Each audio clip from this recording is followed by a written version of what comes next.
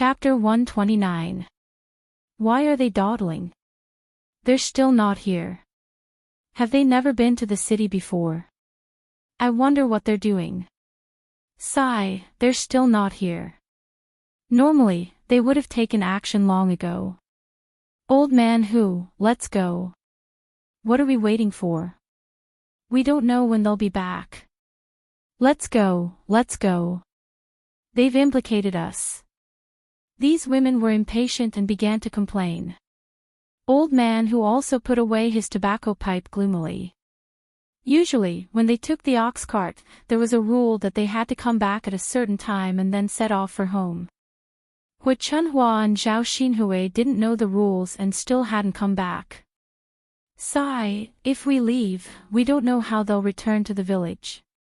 What they meant was to wait a little longer. Old man who felt that it wasn't good to leave an old woman and a young girl behind and walk 10 to 20 miles back. I say, old man who, you can't be like this.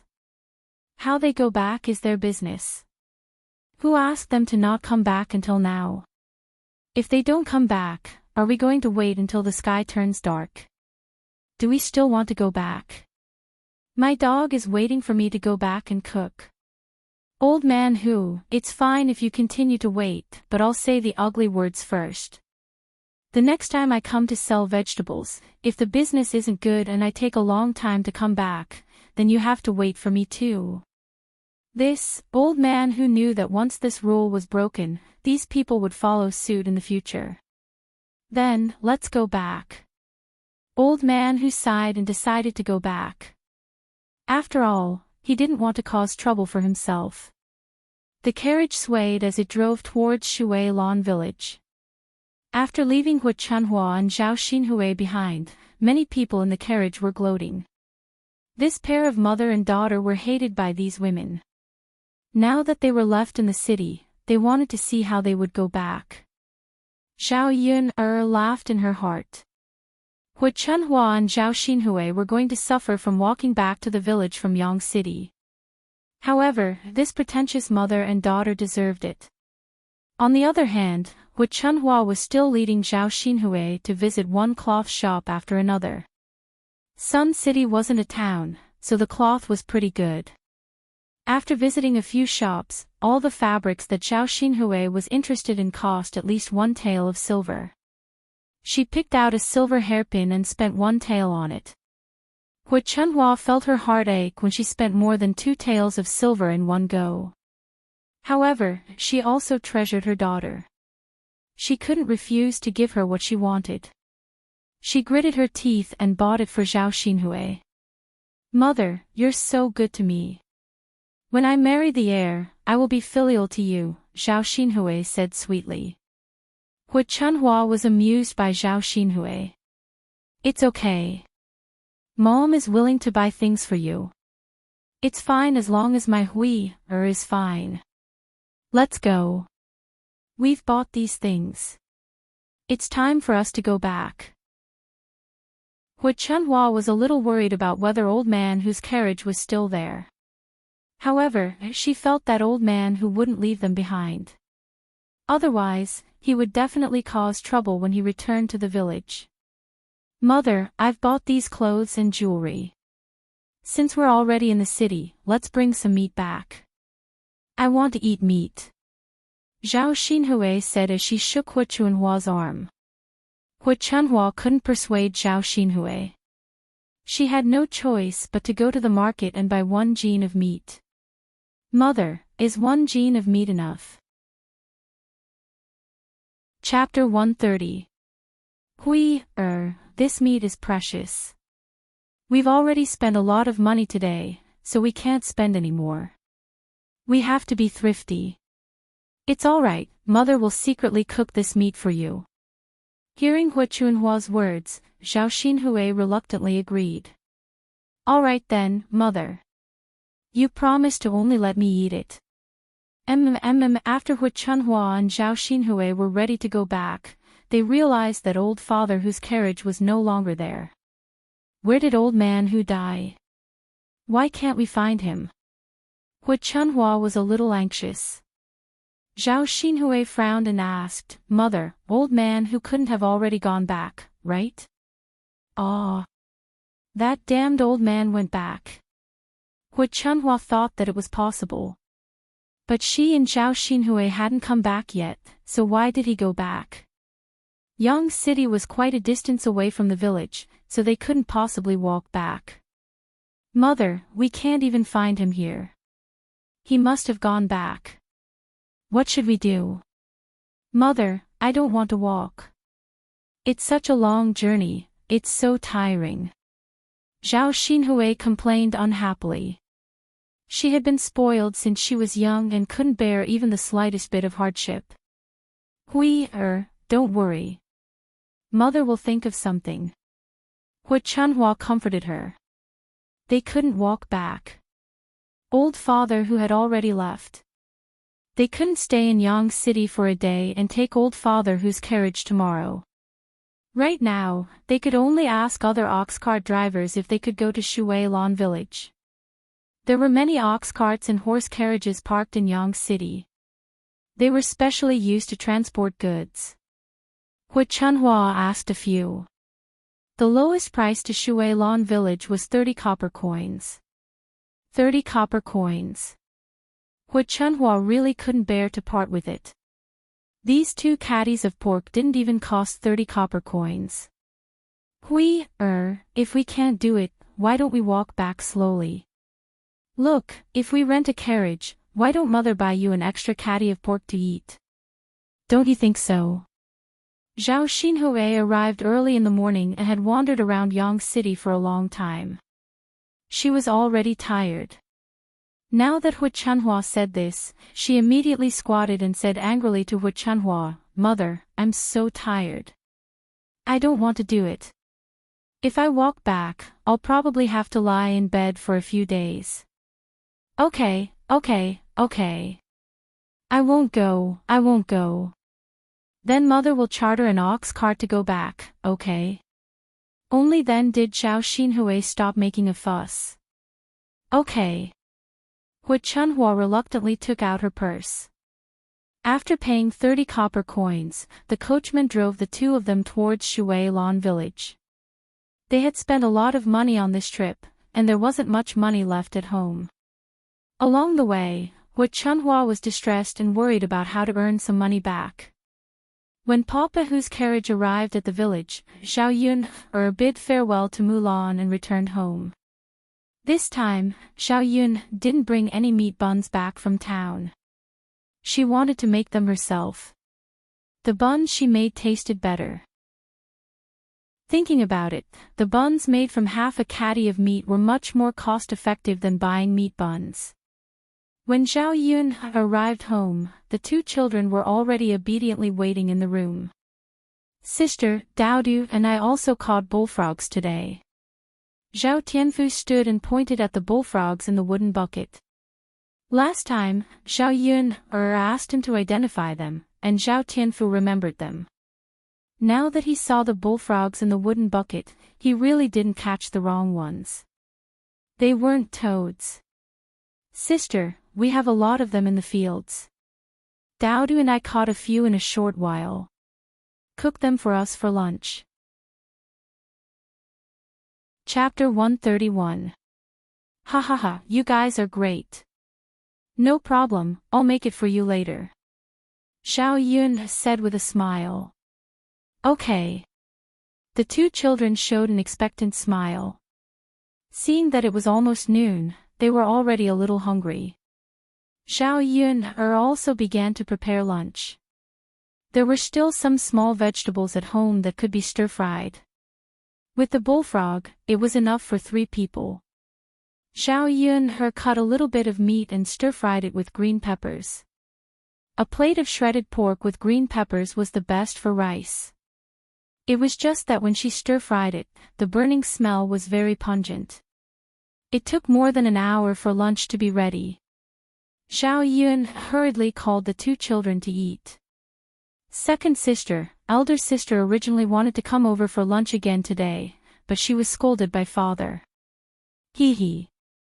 Zhao Tianfu said to Zhao Yun while eating. After all, he was 8 years old and was clear about many things. He told Zhao Yun now because he felt that this matter was somewhat important. Zhao Yun touched Zhao Tianfu's head and said, "It's okay, even if father doesn't say it, second sister has a way." She was not easy to bully. She tolerated Zhao Ping coming over for a meal once, but if it was every day, she would certainly not agree. After all, she was not willing to suffer losses. "Second sister, I don't want elder sister to come over to eat. If elder sister comes over to eat, we won't be able to eat," Zhao Tianfu said. In the past, Zhao Yun's 2 younger siblings were close to her. Now, after spending some time with Zhao Yun, they were even closer to Zhao Yun. Naturally, they stood on Zhao Yun's side and spoke up for Zhao Yun. The bullfrog at noon was eaten clean, even the soup was not left. However, there were still a lot of small vegetables and shredded pork with green peppers left. Seeing the 2 children's bulging stomachs, Zhao Yun said with a smile, "Look, the 2 of you are so full, how are you going to eat buns in the afternoon?" "Mother, are there buns for lunch?" Daodu's eyes lit up. "Second sister, are you making buns for us?" Zhao Tianfu asked excitedly. "Yeah, I bought some meat. I'll steam buns for you guys in the afternoon." "Yay! Mother, Daodu likes meat buns." "Second sister, I like it too. Your stomachs are already so big, how much can you eat?" "Second sister, I can eat a lot." "Alright, you little greedy cats. I'll make it for you in the afternoon." Okay. Zhao Yun went into the kitchen and saw that there was still some rice left in the pot. Because of what happened yesterday, Zhao Tianan was too embarrassed to come over again. He was afraid that if he came over, Zhao Ping would follow him. The rice cooked on the stove in the countryside would leave behind a circle of crispy rice crushed. It was very delicious. Zhao Yun then mixed some rice crust with rice into a ball, and put some vegetables and shredded meat in it. After making 4 balls, Zhao Yun put them on a plate and covered it with another plate. According to Zhao Tianfu, old Zhao's family had started to cultivate the fields again these days. Several men were working hard, and Zhao Tianan was also working in the fields. Zhao Yun was afraid that with the food in old Zhao's family, Zhao Tianan would be hungry after working for a while. Later, she would send some tea and rice balls over, which could be considered as an extra meal for Zhao Tianan. "Tianfu, do you know where your brother Tianan works in the afternoon?" "I know." "Well, let's go give your brother Tianan some rice balls in the afternoon, and then catch bullfrogs, okay?" "Okay." Chapter 132. The children in the countryside didn't have much entertainment, and there weren't many things that interested them. Other than catching bullfrogs, the children also played some other games together. However, the children in the village rejected Daodu, and didn't take Daodu to play. If it weren't for Zhao Tianfu, Daodu wouldn't know what to do and would probably be even more lonely. "Second sister, can we take Sana with us when we catch bullfrogs in the afternoon? He also helped us catch bullfrogs today." Zhao Yun smiled and said, "Of course. It would be more interesting to have a few more children together." Zhao Yun first went to Auntie Lu's place and borrowed her family's steamer. She didn't have such a thing at home. After washing the dishes, she casually busied herself. It was already 2 or 3 o'clock in the afternoon. Zhao Yun was carrying a basket with rice balls in it. There was also a small jar with honey water that she had made. Zhao Yun took the children to old Zhao's family's fields. Old Zhao's family hadn't separated yet. Over the years, they had saved up money to buy fields.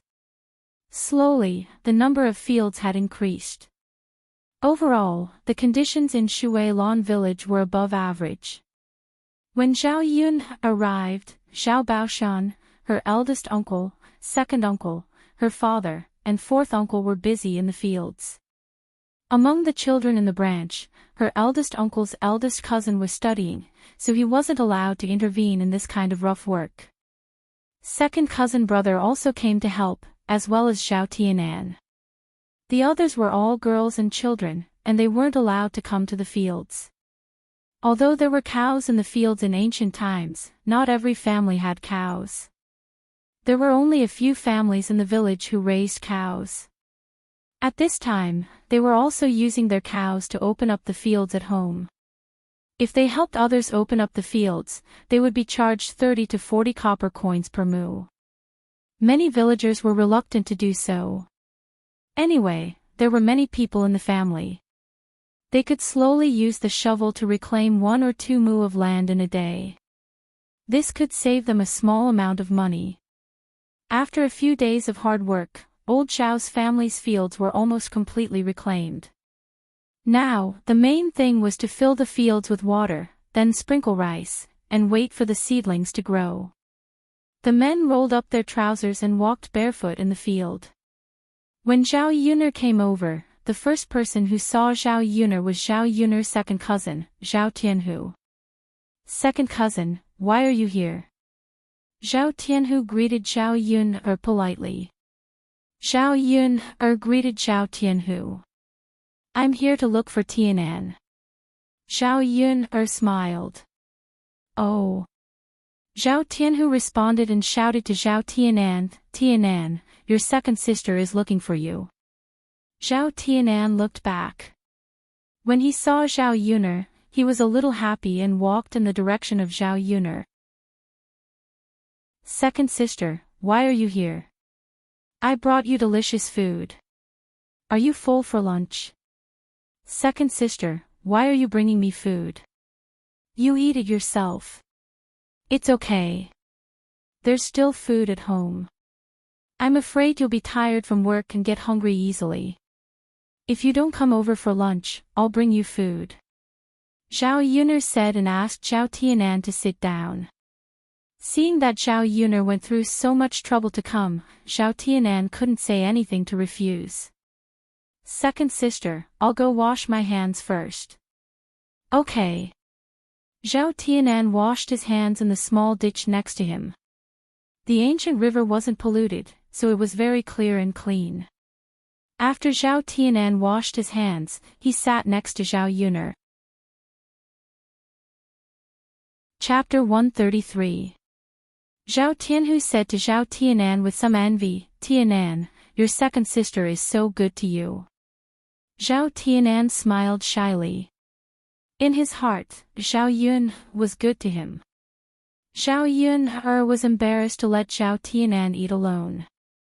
Seeing that Zhao Tianhu usually treated her well, unlike the other people in old Zhao's family, she said to Zhao Tianhu, second cousin, wash your hands and eat one too.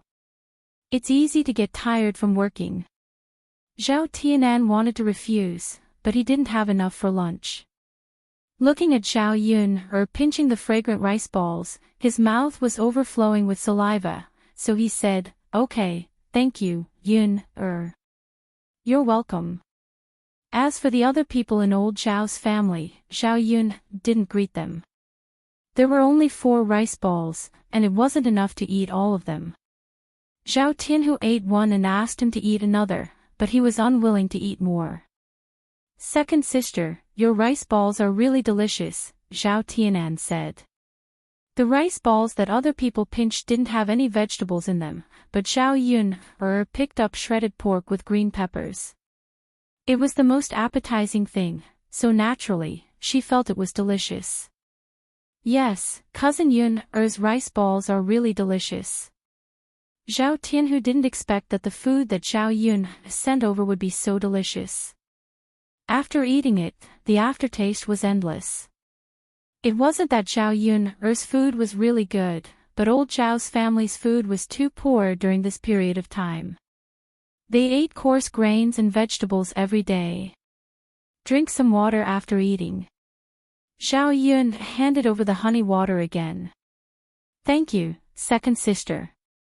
After Zhao Tianan muttered a few mouthfuls, he found that it was sweet. Second sister, this is honey water, right? Yes. Second sister, you can just give it to Daudu, why did you give it to me? It's okay. You're tired from working. You should eat something good. Yes. Second sister, thank you. Zhao Tianan didn't know what to say other than being moved. There's no need to be so polite with me. Zhao Yuner and Zhao Tianan chatted for a while on the ridge. Zhao Tianan said, Second sister, I have to go to work. I can't just stand there. Go, rest if you're tired. Got it, second sister. Come over to second sister's place to eat when you have time. Second sister will deliver it to you when I have time. All right. Zhao Yun picked up the basket and started to pack up. Just now, except for her father, all the men in old Zhao's family acted as if they hadn't seen her. One could imagine how disgusted she was in these people's eyes. Zhao Tianfu took Daudu and Sanair with him. In a short while, they caught several. Mother, look. Daudu held the bullfrog in his hand in front of Zhao Yun and swung it a few times. Zhao Yun praised a few words of praise to the children. She didn't expect them to catch even more. Within an hour, he had actually caught 20 of them. The countryside wasn't polluted, so no one caught bullfrogs. In addition, there were many insects in spring, so the bullfrogs grew more and more quickly. Looking at so many bullfrogs, it was estimated that they could eat several meals. An idea suddenly popped up in her mind. Should she take these bullfrogs to town and sell them for money? People in ancient times didn't know how to eat bullfrogs, but she did. Of course, if she took it directly to town, no one would buy it. She could first take it to a restaurant, cook it, let people try it, and then sell it to the restaurant. Such a delicious bullfrog should be able to sell well. Chapter 134. Only by earning more money could she bring Daudu to live a good life. Let's go back. Mother will make steamed buns for you to eat as a reward. Zhao Yun said with a smile. The children skipped back to the house with her. On the way back, Zhao Yun discussed with the children. When they were free, they would catch more bullfrogs for her. Tomorrow, she would go to the town. When she reached an agreement with the restaurant, she would ask Zhao Tianfu to bring a few more children to catch bullfrogs. The children in the countryside had nothing to do. The more bullfrogs they caught, the more candy they would be given. She believed that with the temptation of candy, the children would be able to catch the bullfrogs enthusiastically. When the time came, she could sell them for money and buy some candy. Of course, if she did this, the children in the village would not isolate Daudu too much. Back at home, Zhao Yun went into the kitchen and began to make steamed buns. Daudu, Zhao Tianfu, and Sanair stayed in the corner to play with mud. Zhao Yun chopped the meat she bought into minced meat and added some seasonings. Then, she mixed it into the stuffing, which immediately emitted a fragrant smell. She also bought some baking powder from the market and began to knead it with flour.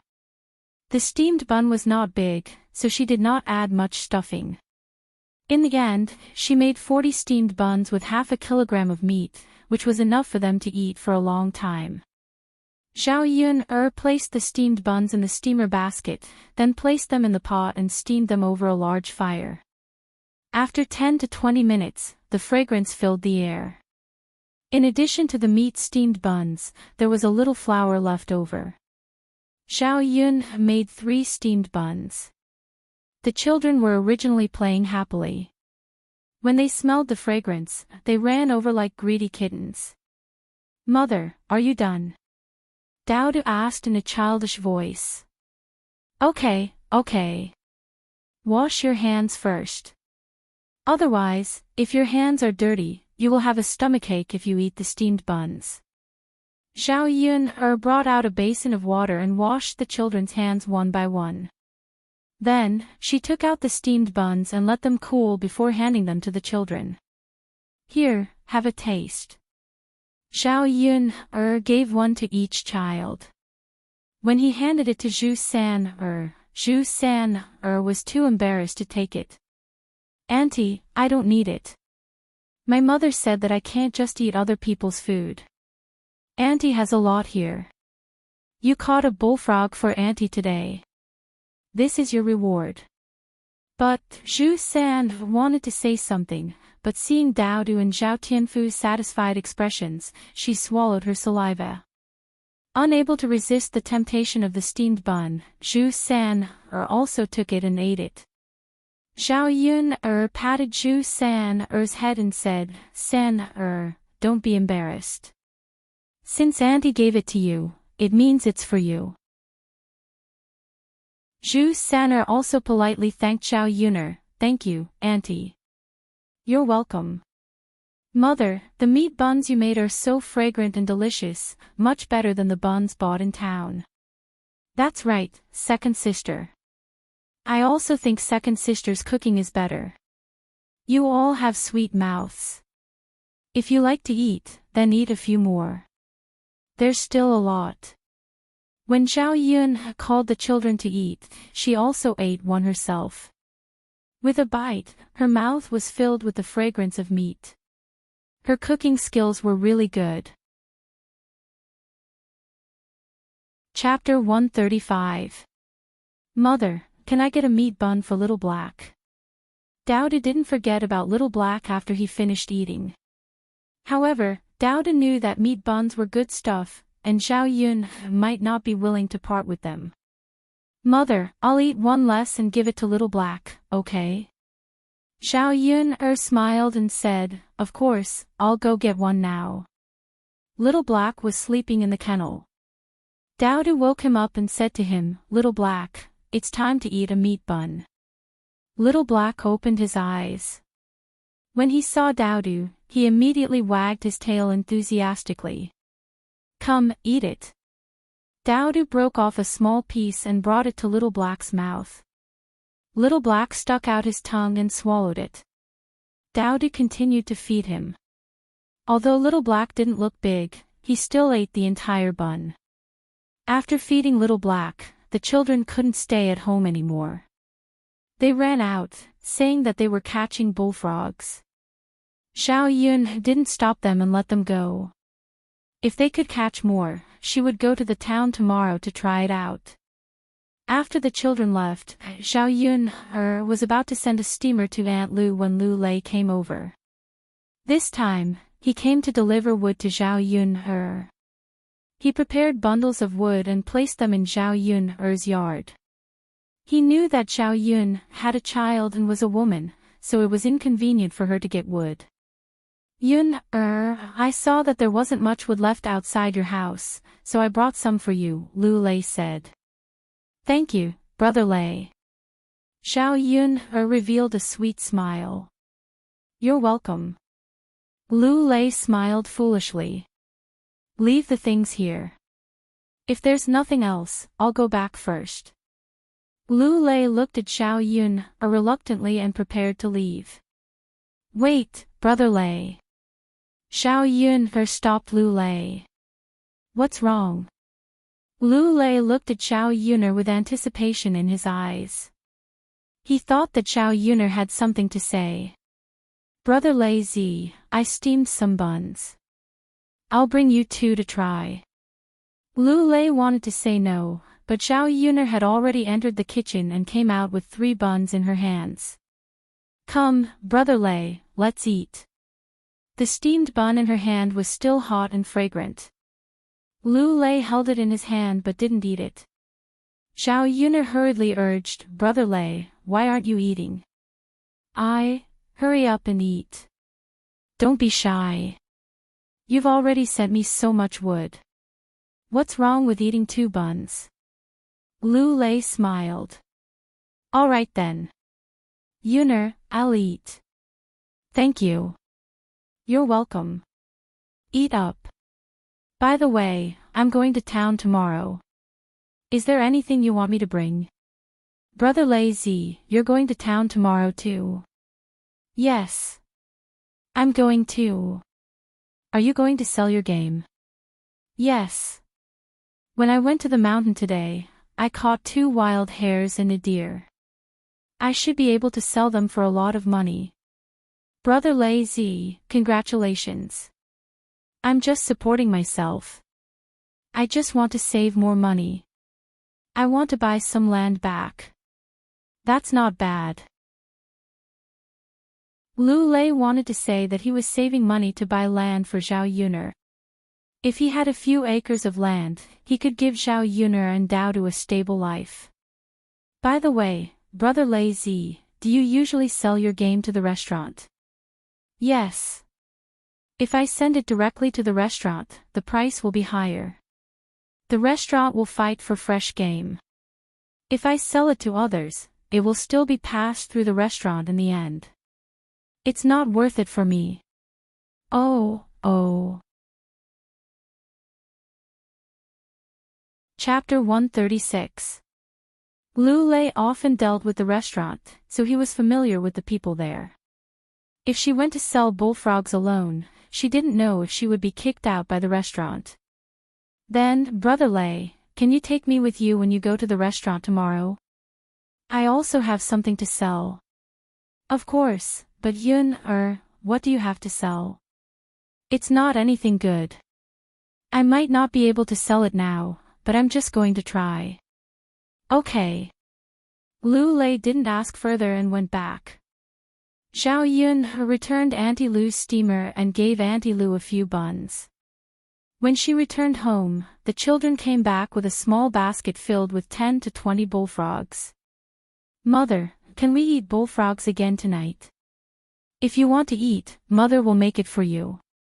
Unknowingly, Daodu had also become a little gluttonous cat.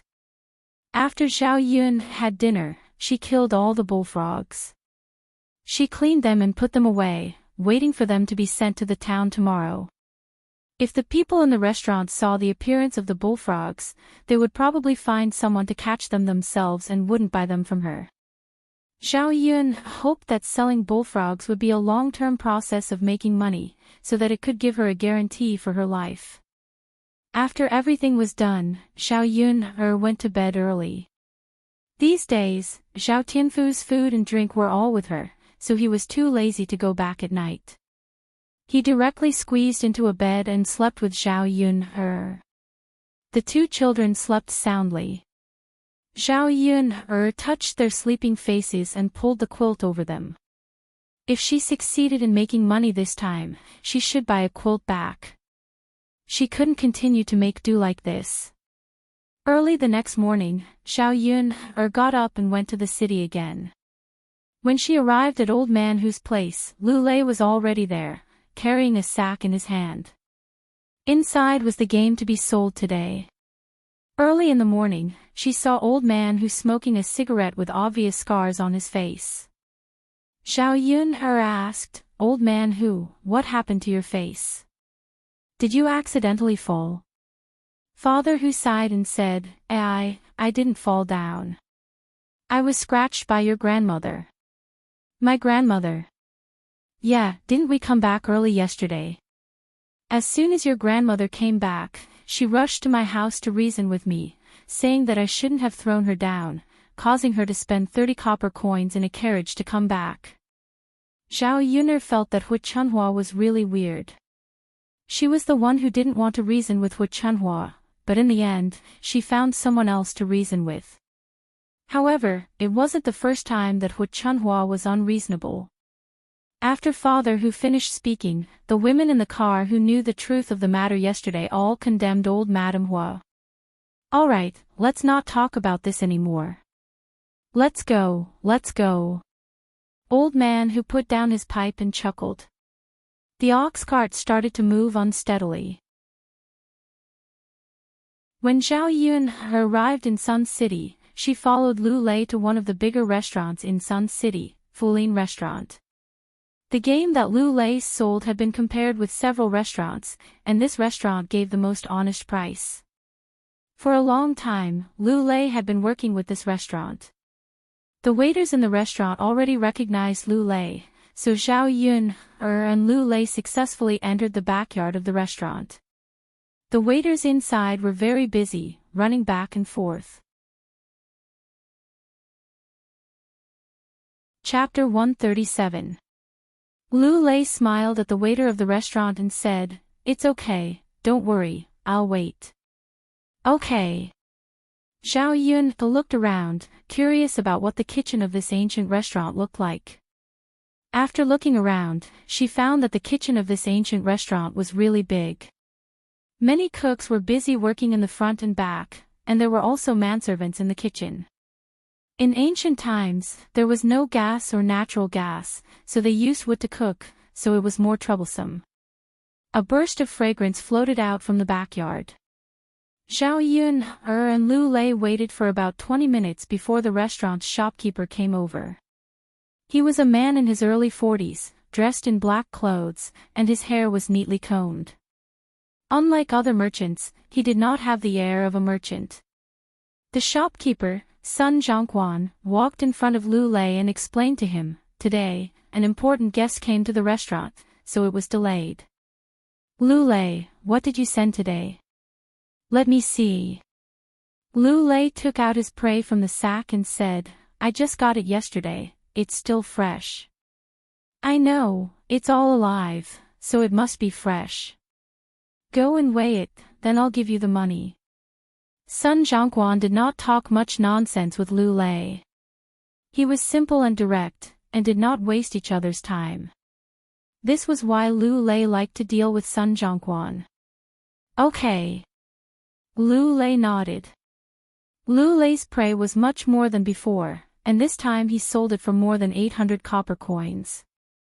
Zhao Yun was a little envious, but at the same time, she was happy for Lu Lei. "Shopkeeper, then you continue with your work, I'll leave first." Lu Lei said goodbye. "Okay." "Wait." Zhao Yun suddenly said. Lu Lei and Sun Zhongquan both looked at Zhao Yun. Lu Lei knew that Zhao Yun came to the restaurant today to sell something, but he was in a hurry to leave, so he forgot. Sun Zhongquan asked, "Miss, what's the matter?" Zhao Yun put down the basket on her back, then took out the washed bullfrog meat and put it in front of Sun Zhongquan. "Shopkeeper, this is what I brought. Take a look and see if you accept it." Sun Zhongquan's attitude was not bad. He did not ignore Zhao Yun. "Little girl, what is this?" Sun Zhongquan didn't recognize the bullfrog meat made by Zhao Yun. He had been running the restaurant for many years and had seen many ingredients. "Shopkeeper, this is a bullfrog. I caught it from my family. It tastes pretty good." Although Zhao Yun said so, Sun Zhongquan did not have much interest. "Miss, I've never seen this thing before, so I don't know if it's edible. Besides, even if it's edible, my chef hasn't made it before, and my customers haven't eaten it before, so I might not be able to sell it. Usually, the restaurant sends a lot of ingredients over." Sun Zhongquan's meaning was obvious. He didn't want to accept it. In fact, it was understandable. The restaurant was not willing to take the risk of casually bringing something over. Sun Zhongquan was being polite. If it was someone else, she would have been kicked out of the restaurant. Chapter 138. "This, manager, why don't you let her try it? You won't lose out anyway," Lu Lei chimed in from the side. Sun Zhongquan thought for a moment and nodded. The competition in the restaurant business in Yang City was still quite fierce. If there were no fresh and special dishes that other restaurants didn't have, it would be difficult to attract customers. If Zhao Yun did well this time, it wouldn't hurt to use it. "Thank you, manager," Zhao Yun said with a smile. As long as she was given a chance, it would be easy. "Manager, let me borrow your kitchen for a while." "Okay." Sun Zhongquan led Zhao Yun into the kitchen. There were more pots in the kitchen, so he let Xiao Yun have one. Before cooking, Xiao Yun first washed the bullfrog and then drained the water. She poured some oil into the pot and after heating it up, she added star anise, chili, pepper, garlic, and ginger and stir-fried it until it was fragrant. Then, she added some cooking wine, soy sauce, salt, and sugar and stir-fried it until it was smooth. Then, she added a little water and continued to stir-fry it. After about 3 to 5 minutes, the broth had dried up, and a pot of boiled bullfrog was ready to be served. The fragrant smell immediately attracted the attention of the surrounding people. What is this? Why is it so fragrant? Yeah, it smells so good. I've never seen it before. We don't know. Where did this little girl get it? I don't know. Anyway, smelling this fragrance, it should taste good. Sun Zhongquan looked at Xiao Yun, who was cooking very neatly. Her cooking skills were not inferior to the chefs in the restaurant. He couldn't help but take a few more glances at Xiao Yun. This girl's cooking skills seemed to be good. Xiao Yun scooped up the cooked bullfrog, filling 2 plates. The other chefs in the restaurant couldn't help but come over, wanting to taste the bullfrog. Come, manager, try it, Xiao Yun said and handed over the chopsticks. Sun Zhongquan nodded. All right. After picking up a piece and putting it into his mouth, Sun Zhangquan's eyes widened at the delicious taste, tender meat and aroma of the bullfrog.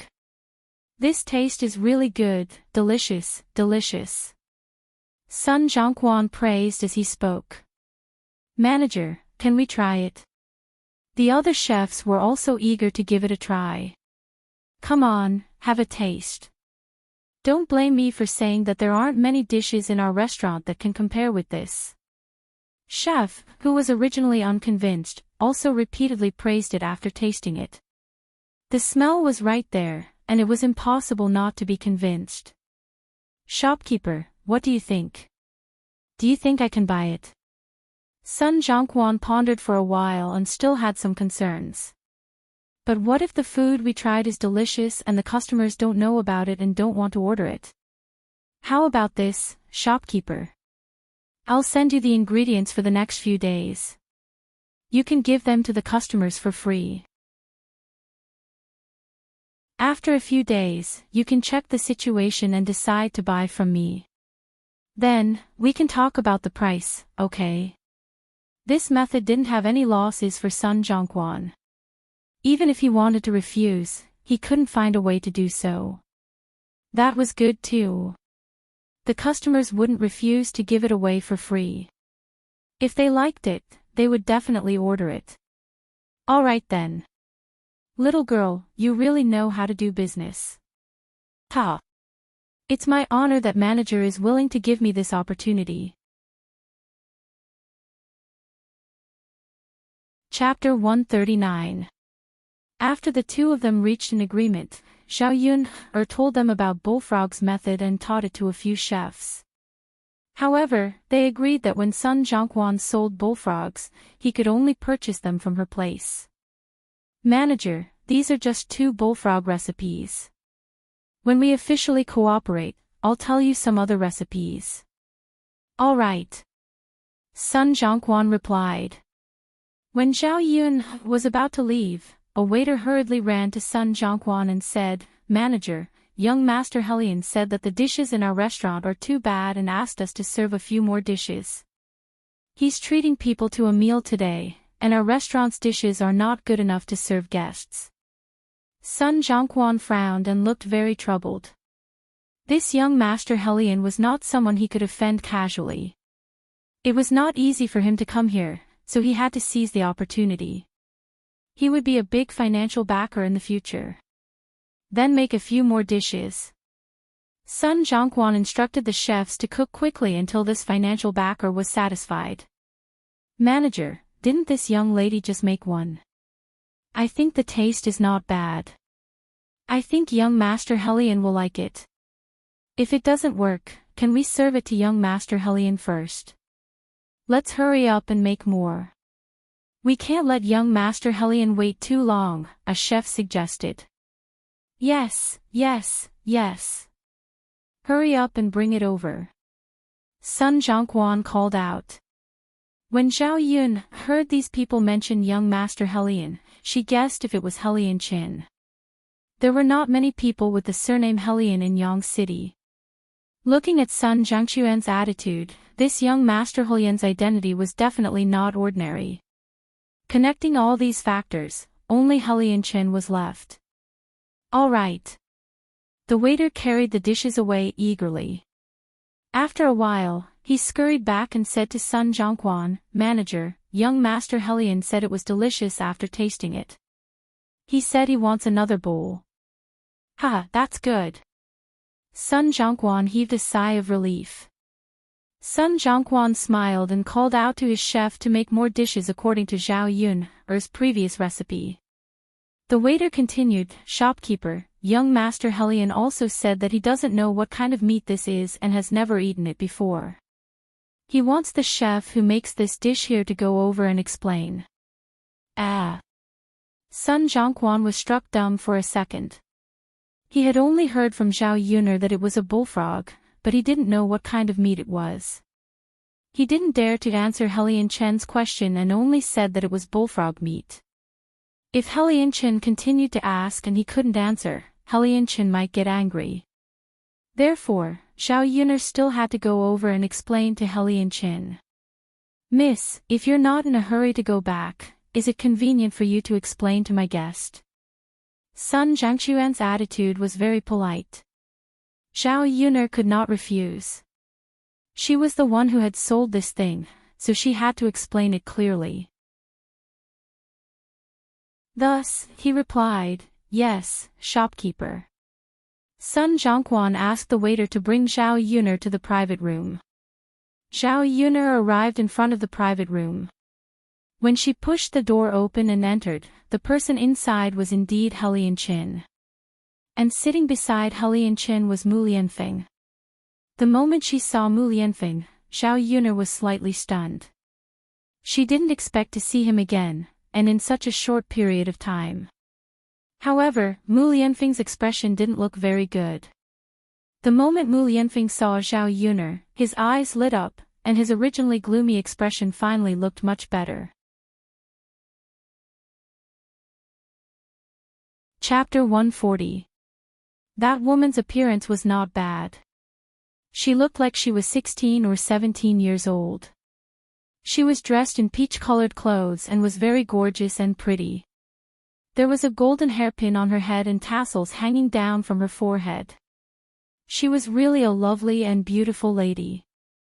Zhao Yun'er felt that even if she were a woman, she would be attracted to her.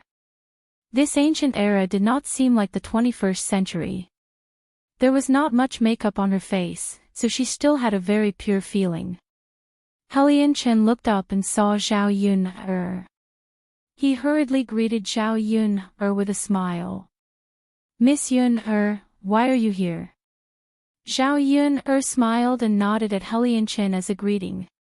She pointed at the bullfrog on the table and said to Helion Chen, "Young Master Helion, didn't you say yourself that you wanted to know what this is?"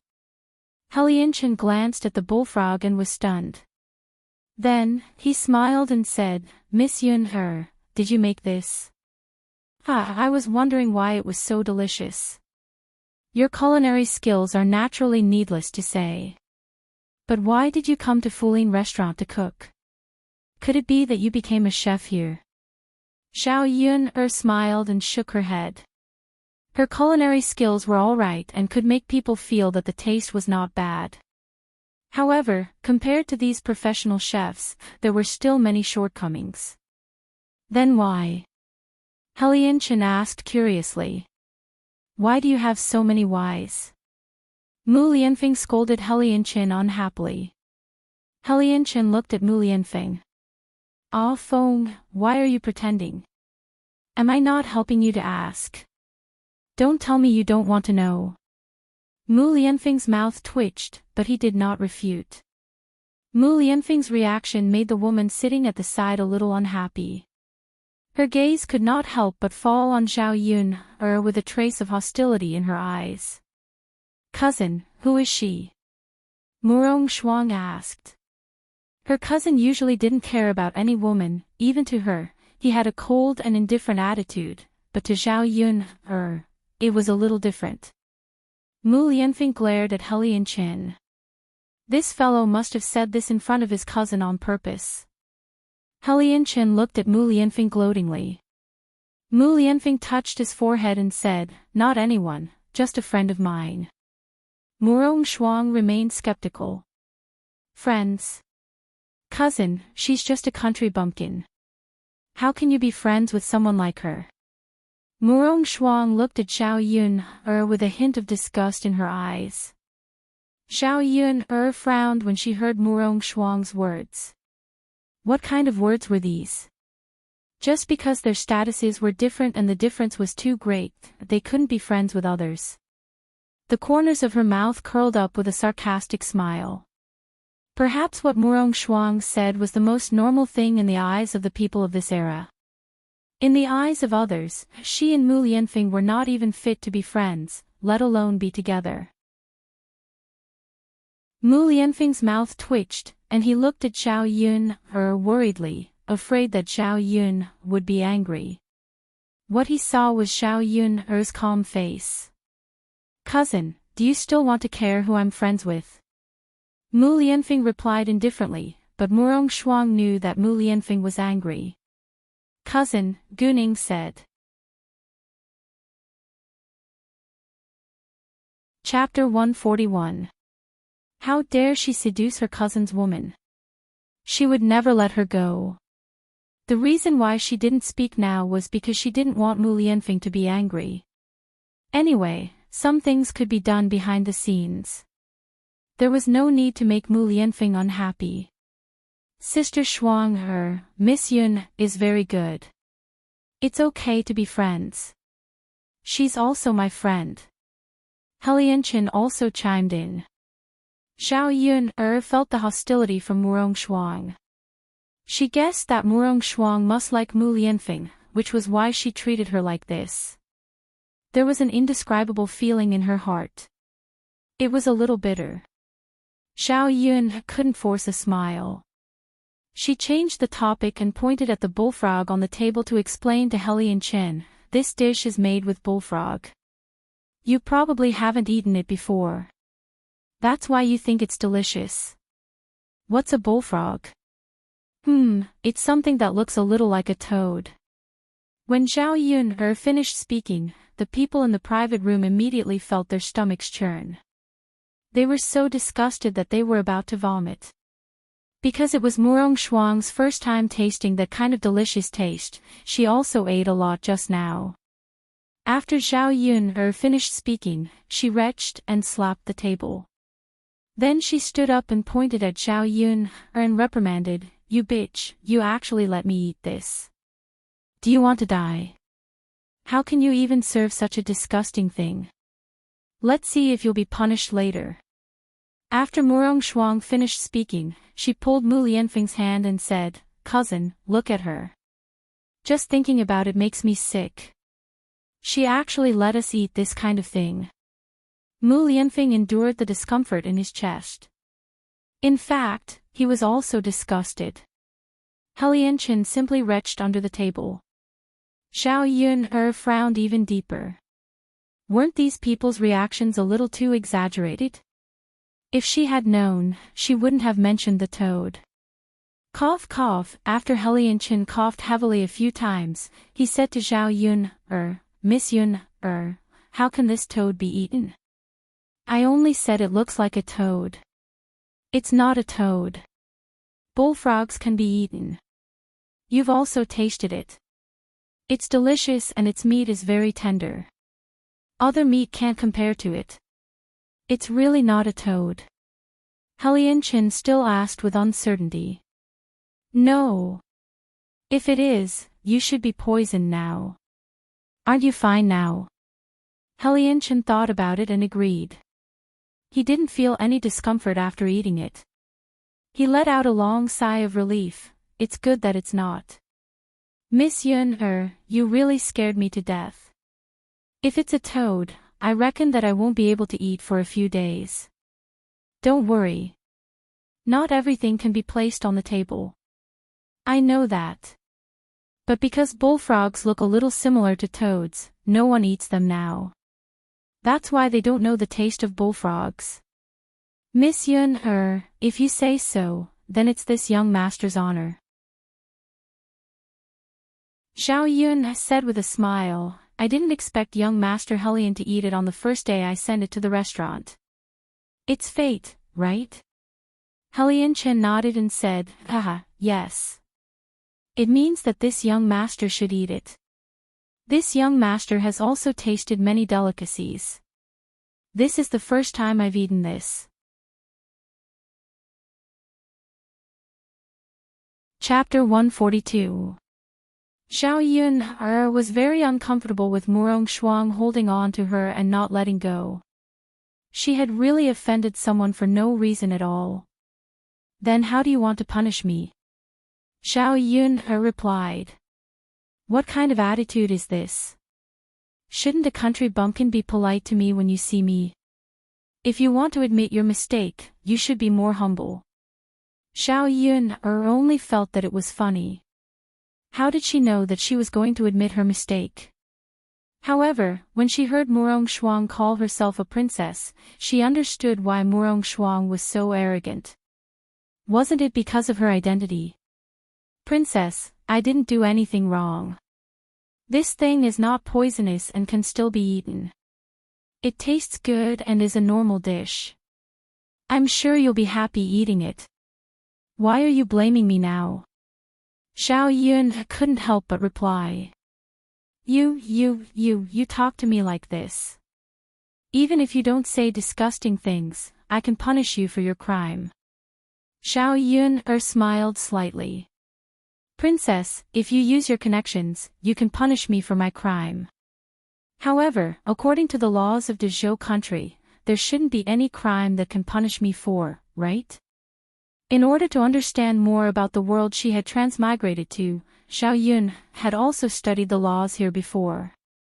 She knew that what Murong Shuang did was not punishable, so she was not disrespectful to Murong Shuang. Of course, Zhao Yun's words were for Murong Shuang to hear. If this woman really punished her, then she would be instigating an official to bend the law for personal gain. Dezhou country had a related crime for instigating an official to bend the law for personal gain. Even if Murong Shuang was a princess, she could not escape the punishment of the law. Murong Shuang actually didn't know what to say for a moment. Helian Chen and Murong Feng both glanced at Zhao Yun. They didn't expect Zhao Yun to be so good at talking. She could actually make Murong Shuang speechless. Usually, Murong Shuang was extremely arrogant. She had always been the one to talk to others, and no one had ever talked to her. Zhao Yun stood straight. She didn't do anything wrong. What was there to be afraid of? Alright, cousin, don't be so unforgiving. You just ate and said it was delicious. Isn't it a little inappropriate to blame others now? Since you find it disgusting, why don't you stop eating it next time? Cousin, seeing how Mu Lianfeng was so protective of Zhao Yun, Murong Shuang stomped her feet in anger. She wanted to say something, but when she met Mu Lianfeng's cold eyes, she lowered her head. Zhao Yun did not want to stay here any longer. She said to Mu Lianfeng and Helian Chen, if there's nothing else, I'll go back first. The ox cart back to the village will be leaving soon. Helian Chen and Mu Lianfeng did not know what to say. Mu Lianfeng also knew that it was useless for Zhao Yun to stay here any longer. It would only make Murong Shuang more hostile. Alright, Miss Yun. Be careful on the road. Okay. Zhao Yun turned and left the private room. After bidding farewell to Sun Zhongquan, she left Fulin restaurant with Lu Lei. Upstairs, Mu Lianfeng happened to open the window to get some fresh air. When he looked down, he saw Zhao Yun and Lu Lei walking side by side. The two of them were talking and laughing together. Looking at the sweet smile on Zhao Yun'er's face, Mu Lianfeng did not know why he felt uncomfortable in his heart. Chapter 143. Zhao Yun'er and Lu Lei hadn't eaten breakfast yet. It was still early, only around 8 or 9 o'clock. Father Hu's carriage wouldn't leave until around 10 o'clock, so they still had a lot of time. There were many breakfast shops in town. Lu Lei took Zhao Yun'er to a noodle stall and sat down. He said to Zhao Yun'er, the noodles in this noodle shop taste good. I used to come here often to eat. The most important thing is that it's affordable and the quantity is large. I can eat my fill every time I eat here. Zhao Yun'er smiled. She didn't care where they ate. Since Lu Lei wanted to eat here, then so be it. There were a few tables and chairs in the stall. The people who came to eat the noodles sat at the table. A fragrant smell wafted into Zhao Yun'er's nose. Zhao Yun'er took a deep breath. It was so fragrant. The people at the table seemed to be eating very happily. They held the bowls and ate, making waves of noises. Lu Lei and Zhao Yun found an empty seat and sat down. Lu Lei smiled at Zhao Yun'er and said, Yun'er, I made a lot of money today. I'll treat you to this meal. Lu Dalai, there's no need for that. I appreciate your kindness. Yun'er, you don't have to be polite with me. I've never treated you to a meal. This is the first time. Zhao Yun thought about it and agreed. She said to Lu Lei, Brother Lei, okay, you treat me to a meal. But let's make a deal. When I make money later, I'll treat you to a meal too. Lu Lei agreed in one breath.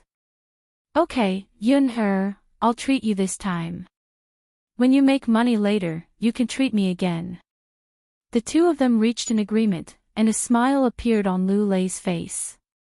After a while, the stall owner came up to greet them with a smile. Hello, two guests.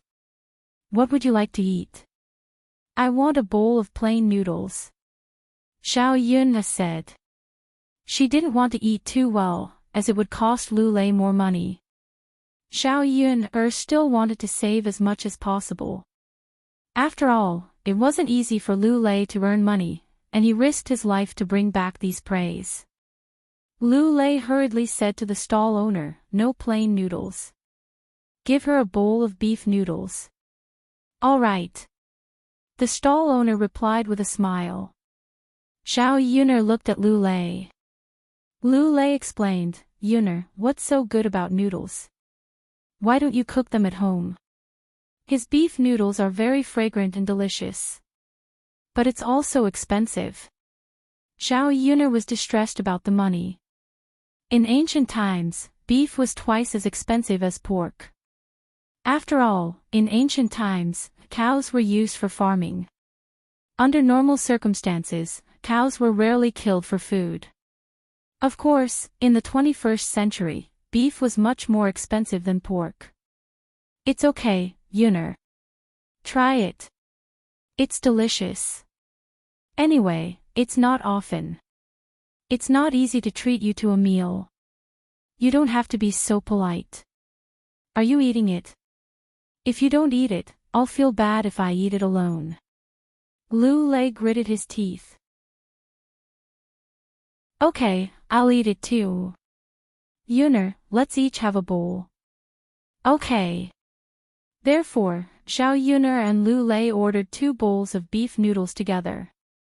About 10 minutes later, the noodles were served. A stronger beef aroma made Zhao Yun'er salivate. She admitted that she was also greedy. She hadn't tasted beef for a long time. In her previous life, beef was her favorite. Chapter 144. The bottom of the big bowl was full of noodles, and the top was a layer of beef. The beef was stir-fried with chili. When it was poured into the bowl, even the originally light soup had a spicy taste. Xiao Yun liked spicy food, so the beef noodles were the most suitable for her taste. Xiao Yun and Lu Lei looked at each other and began to eat. Lu Lei usually didn't eat anything good, so a bowl of beef noodles was very precious to him. Men who worked ate fast, so in less than 5 minutes, Lu Lei had already swallowed the noodles. After Lu Lei finished eating, he wiped his mouth with his sleeve. It was very casual. The people in the countryside were not so particular, so they were basically casual. Xiao Yun looked at the half bowl of noodles left in her bowl and said with a smile, "Brother Lei, you ate so fast. Are you full? I still have some here. Do you want some?" After Xiao Yun finished speaking, Lu Lei hurriedly waved his hand and said, "No, Yun, you can eat by yourself. I'm full." "Really?" "Of course. How can I not be full with such a big bowl?" Xiao Yun nodded and said with a smile, "Okay then, Brother Lei, I'll eat." "Eat, Yun, You're too thin. You should eat more. It's not good for girls to be too thin. It'll hurt when I carry you like that." Cough, cough. Xiao Yun coughed violently a few times. Some chili was stuck in her throat, and there was some burning pain.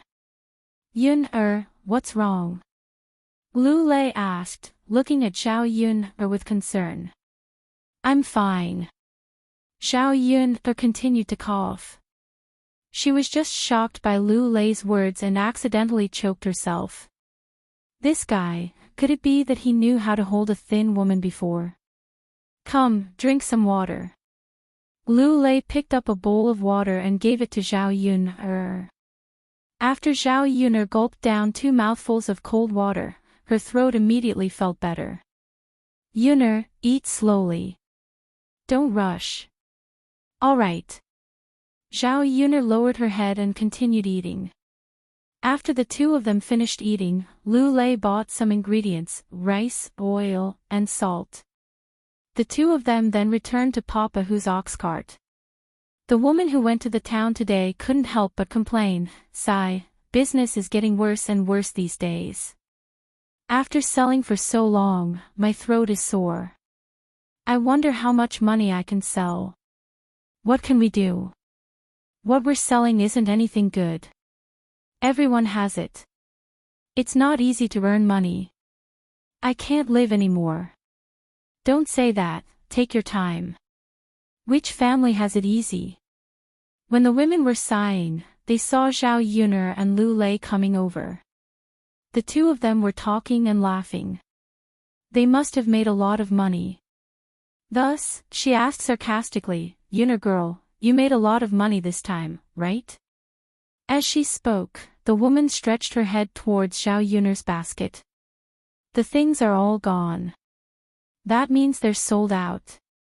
Xiao Yun was very disgusted by other people's behavior. She didn't want to bother with that woman. Perhaps it was because the business today wasn't very good and she thought that Xiao Yun had made money, so she was in a bad mood. She said angrily to Xiao Yun, "What's with your attitude, girl? I'm asking you a question. You're mute and not talking. What does it have to do with you whether I make money or not? Who are you to me? Do I have to talk to you?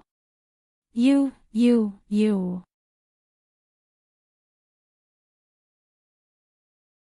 Chapter 145. Xiao Yun replied indifferently. She just couldn't understand why some people like to cause trouble for no reason. She didn't say anything. How did she provoke others? Of course, Xiao Yun didn't know that others were just jealous of her. Damn girl, you people from old Xiao's family are really the same. You're just like that old woman Hua. The woman Xiao Yun didn't know what to say. She could only start to scold Xiao Yun in desperation. I am me. Don't put me together with anyone. Xiao Yun warned her. Her eyes were a little cold, which frightened the woman. Oh, if you don't want to say it, then don't say it. But it's useless no matter how much money you make. Anyway, you can't buy land or the foundation to build a house.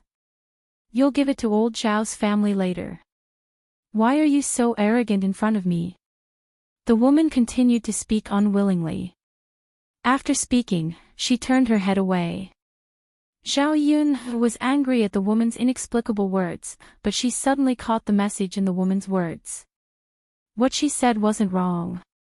The Great Zhou country's laws also stated that purchasing land and foundations required a household register. It was just like buying and selling real estate at the age of 21. One had to register their identity. In ancient times, the household registration was managed by special people in the county government. If one bought land, they had to register it again. However, Zhao Yun and Dao Du were only driven out by old Zhao's family. They didn't leave old Zhao's household registration. If she wanted to buy land, she could first go through old Zhao's family. Second, she could set up her own household and buy it herself.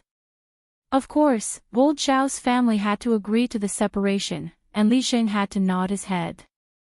Then, she could go to the county government to file the record. Thinking of this, Zhao Yun frowned. She felt that it was very troublesome. She had to separate before she had a good life. Otherwise, when she had money in the future, she couldn't do these things. She would be targeted by old Zhao's family. Zhao Yun thought about it for a while, and there was another way. That was when the old Zhao family would split up. When the time came, they would automatically split up. Therefore, when she went back, she could work with her parents to separate the three branches. When Lu Lei saw that Zhao Yun was deep in thought and didn't speak, he thought that Zhao Yun was angry with that woman. He comforted her, "Yun, don't worry about what others say. You'll only make yourself angry." Zhao Yun smiled. "I know, brother Lei Zi. I understand what you're saying. It's like a dog biting me. I can't bite it back." Lu Lei was amused by Zhao Yun. How come he didn't know that Zhao Yun had such an unforgiving side? However, he liked it very much. "Who are you calling a dog?" The woman who had just quarreled with Zhao Yun jumped out angrily again. Zhao Yun faintly retorted, "Did I say it was you? Why are you in such a hurry to jump out and admit it? You little b*tch, I really have to teach you a lesson."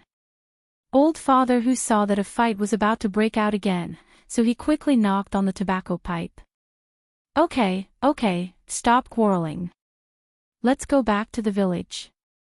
If you're still quarreling, get off the carriage." The woman obediently shut her mouth. Zhao Yun naturally couldn't be bothered to make a move.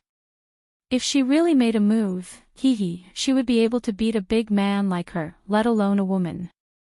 It was a matter that could be solved in minutes. The carriage slowly arrived at Shuilan village. On the way, Zhao Yun was thinking about how to instigate Zhao Wenhua and Liang Jincha to split up. Chapter 146.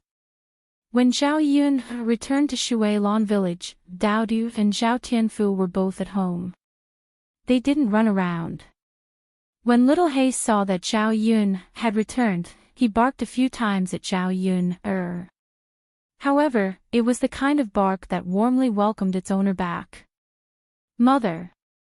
Dao Du trotted over. Zhao Yun patted Dao Du's head. "Are you hungry? Mother will cook for you." Dao Du nodded heavily. "Okay. Mother, look, little uncle and I caught a lot of bullfrogs and put them in the bucket." Zhao Yun patted Dao Du's head encouragingly. "Dao Du and little uncle are awesome." "Aha. Then, did mother sell any bullfrogs today?" "Of course, I'll sell more in the future. When the time comes, mother will be able to earn a lot of money and buy a lot of delicious food for Dao Du." "Okay." Dao Du seemed to be very happy. Catching bullfrogs not only could make money, but it was also fun. Therefore, Dowdu was even more excited. At noon, Zhao Yun steamed the buns from yesterday and fried 2 side dishes. It was quite satisfying. After lunch, Zhao Yun asked Dowdu to look after the house while she secretly stuffed a few buns into her sleeve. She was going to give them to Liang Jinqiao later and discuss the separation of the family. Yesterday, she didn't give any buns to her parents.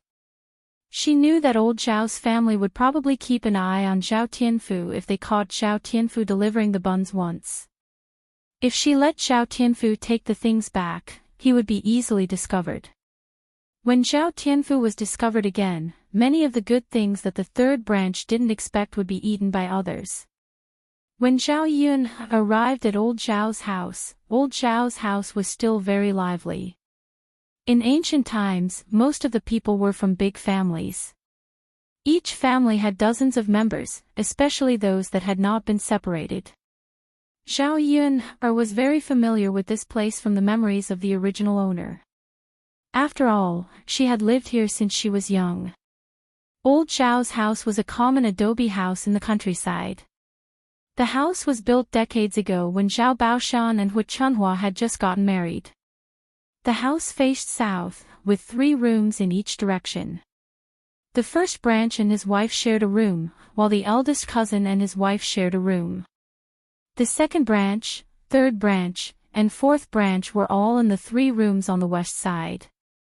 Zhao Xinhui's room in the north was next to Hu Chunhua's room. The room in the east was used as the kitchen, and the remaining room in the north was used as a storeroom. Therefore, although there were many rooms in old Zhao's house, it was still a little crowded with so many people living together. Basically, one family lived in one room. Old Zhao's yard was also surrounded by a fence. There were 2 jujube trees in the yard. They were very tall and had been there for more than 10 or 20 years. Usually, they would stay under the trees to enjoy the cool air. When the jujubes ripened, they could be harvested. The jujubes could be sold for 1 copper coin per kilogram in town. Therefore, old Zhao's family treasured them and was unwilling to cut them down. When they saw Zhao Yun come over, old Zhao's family members all looked at Zhao Yun. I really saw a ghost. Why did this girl come over? Li Chuiying put down the things in his hands and looked curiously at Zhao Yun. Father, mother, come over and take a look. Yun is back. Li Chuiying greeted. Zhao Yun's mouth twitched. This Li Chuiying spoke in a strange tone, as if he was trying to stir up trouble. There were many people in the yard. Some were playing, and some were working. Zhao Yun saw that her mother was washing things.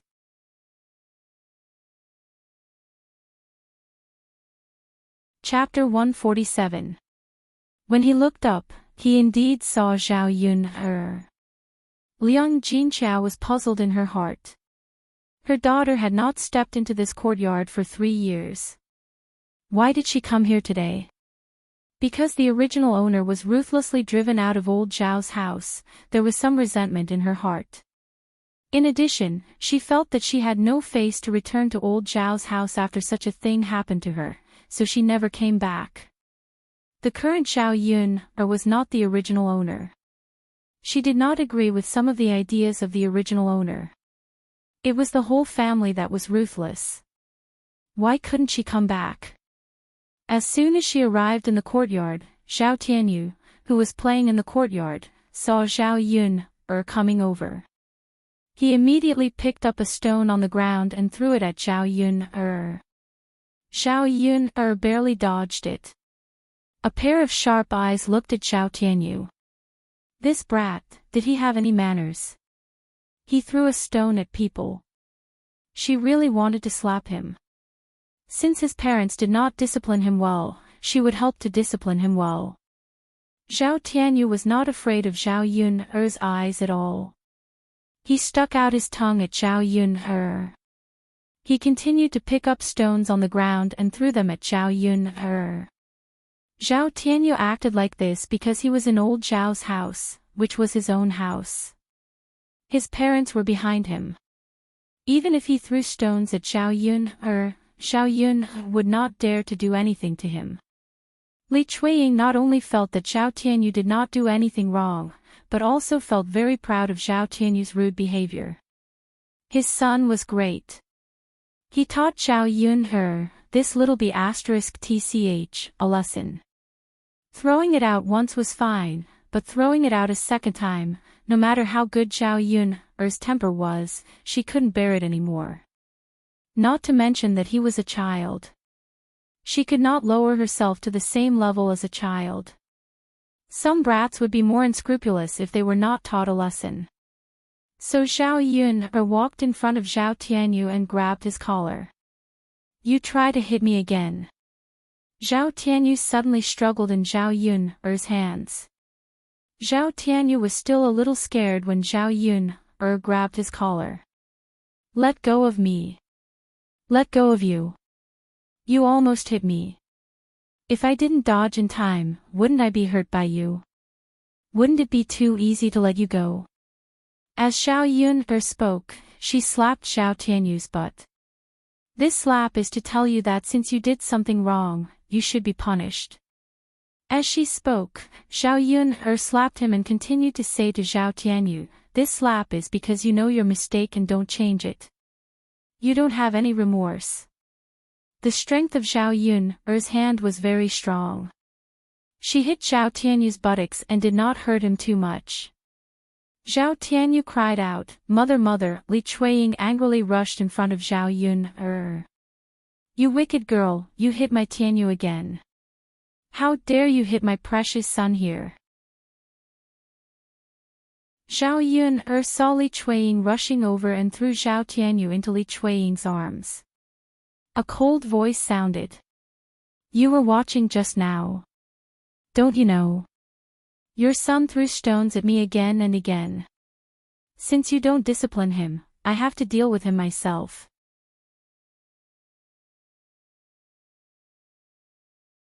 Chapter 148. She's not young anymore. She's so old. Can't she tell right from wrong? She's already 6 years old. How can she not know the consequences of throwing a rock at someone? If she really doesn't know, then I can only say that you didn't teach her well. My Daodu already knows when he's 3 years old. Zhao Yun said sarcastically.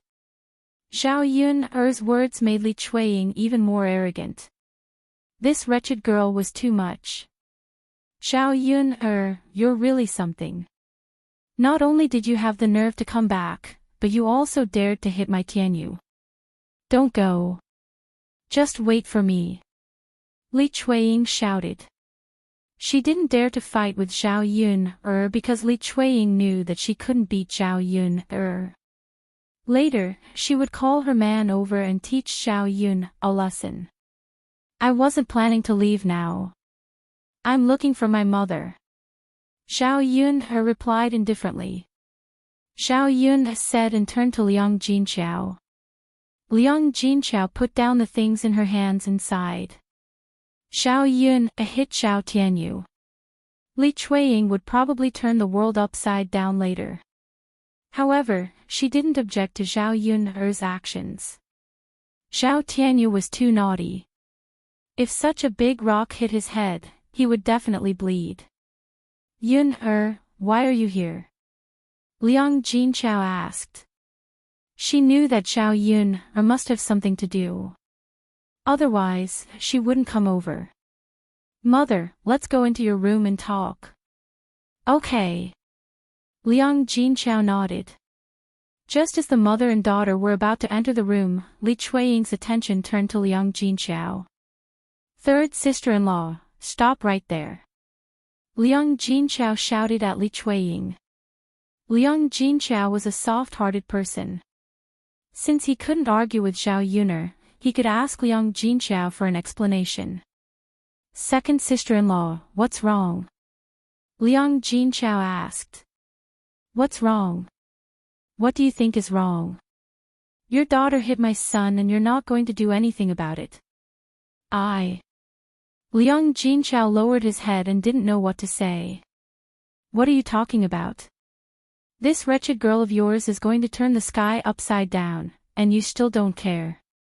Did you teach your daughter any manners? Zhao Yuner couldn't stand it anymore. Li Chuiying only picked on the weak. Second aunt, what are you talking about? No one is worse than Tianyu in terms of manners. You'd better teach your son well before you talk about my mother. Zhao Yuner said and pulled Liang Jinchao to signal Liang Jinchao to ignore Li Chuiying. Then she pulled Liang Jinchao into the room of the third branch. Li Chuiying was so angry that she stomped her feet. Good, very good, very good. She now knew that Zhao Yuner wasn't the little girl she used to be. She shouted at her room angrily, Jinger, come out right now and go to find your father in the field. Zhao Jinger came out of the room and answered Li Chuiying. Okay, mother, I'll go right now. Zhao Jinger was Li Chuiying's eldest daughter. She was only 16 years old this year. She wasn't ugly, but wasn't good-looking either. She was quite obedient. Hearing Li Chuiying's order, she immediately ran to the field to call Zhao Wenxuwei back. Mother, it hurts. Zhao Tianyu pouted and cried.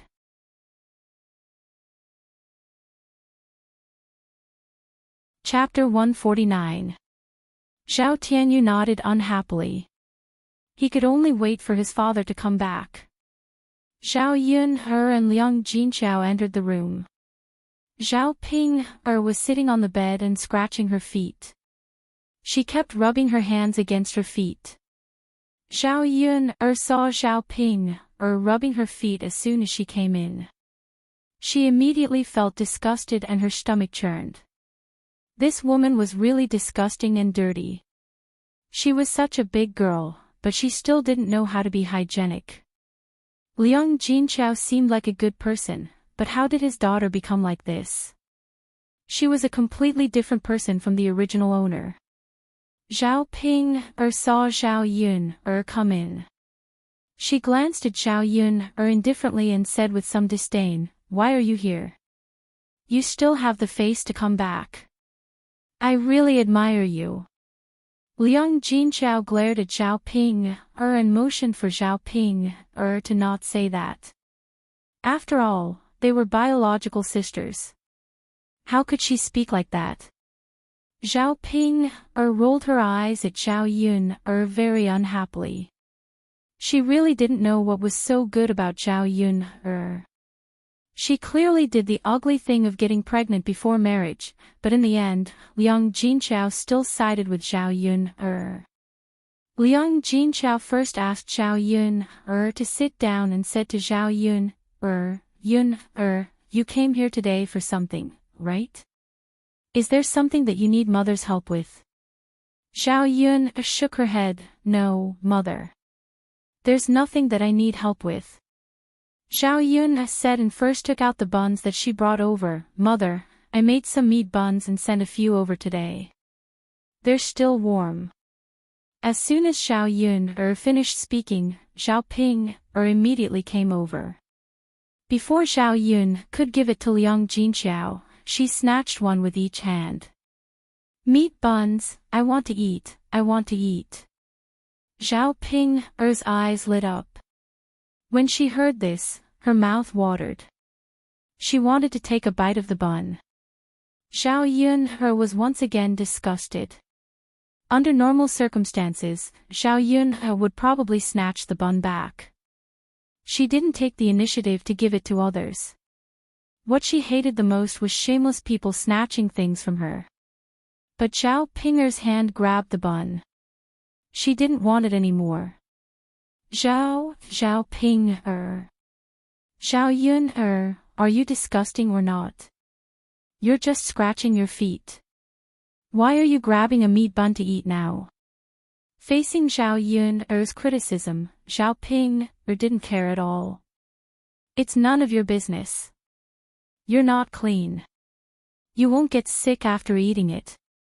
Haven't you heard of it? I'm just a country bumpkin. I'm not a lady from a rich family. Why are you so particular about it? After Zhao Ping finished speaking, she didn't care what Zhao Yun said and began to eat shamelessly. Zhao Ping didn't know what to say about Zhao Yun's rebuttal. Especially seeing Zhao Ping swallow the bun quickly, Zhao Yun felt nauseous. Just thinking about it made her want to throw up. Forget it. Since she had already eaten it, she would just eat it. It was Zhao Ping who did such a disgusting thing, not her. Liang Jinchao sighed. Ping girls should be more hygienic. Next time when you scratch your feet and grab something to eat, wash your hands first. Mom, why did you say the same thing as Zhao Yun? You didn't care about it before. She said it, but you said it to me. Zhao Ping complained. It was obvious that she was accusing Liang Jinchao of being biased. He shouldn't have said it to her.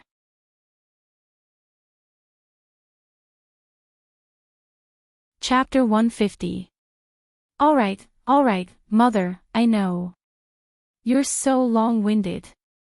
Sigh. Zhao Ping stared at Zhao Yun and said, do you have any more steamed buns? I'm not full yet. I want more. Zhao Yun snorted and said, you've already eaten 2 steamed buns. Isn't that enough? Give the rest to me. Zhao Yun said and stuffed the remaining 2 steamed buns into Liang Jinchao's hands, and signaled Liang Jinchao to eat them quickly. Liang Jinchao looked at the steamed buns that were still a little warm and nodded. I'll eat one. How about giving the other one to Pinger? Mother, she has eaten 2 steamed buns. If you can't finish them, why don't you give the other one to father?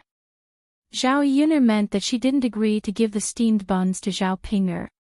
You're so stingy. You won't even give me one more.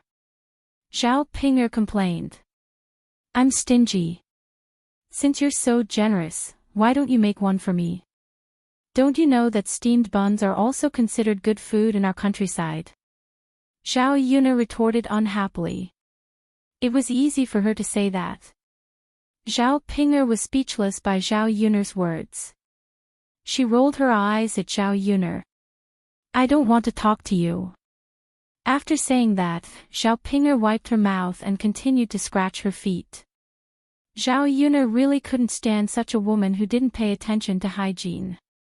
Liang Jinchao finished eating and said to Zhao Yun, you didn't come here today just to give me food, right? Zhao Yun twitched the corner of her mouth and nodded. Yes, mother, I'm here to discuss something with you. What's the matter? Mother, I want to ask, can you and father be separated from old Zhao's family, and we, the 3rd branch, can live alone? What? Liang Jinchao was slightly shocked. She didn't even dare to think about it. In the past, he did have the idea of splitting up, but this idea was extinguished by Hu Chunhua. Hu Chunhua meant that as long as the old couple was alive, the sons should not talk about splitting up. Naturally, if they didn't split from the family, everything in the family would be in the hands of Hu Chunhua. Not to mention other things, the money was in the hands of Hu Chunhua. Everyone in the family had their own private savings. If anyone proposed to split from the family, Hu Chunhua would definitely take desperate measures and scold the person who proposed it. Mother, why don't we separate from the 3rd branch? When we're together, it's always the 3rd branch that gets bullied. It's not easy for me to come over and deliver some food, but I still have to sneak around and be targeted by the other branches. If we separate from the family, there won't be so much trouble. Zhao Yun didn't say that she wanted the 3rd branch to split from the family because she wanted to split from the family. It was not that she didn't believe Liang Jinchao, but she was afraid that Liang Jinchao would accidentally spill the beans and let others know. At that time, it wouldn't be so easy for them to split from the family. Well, Liang Jinchao's face was full of hesitation. It was not that she didn't want to, but there was no way to tell what Chanhua. Zhao Ping stretched her ears to listen. This time, it was rare for her to speak up for Zhao Yuner. Mother, I think Yuner is right. It's better for us to split from the family. Otherwise, we won't be able to eat good food secretly.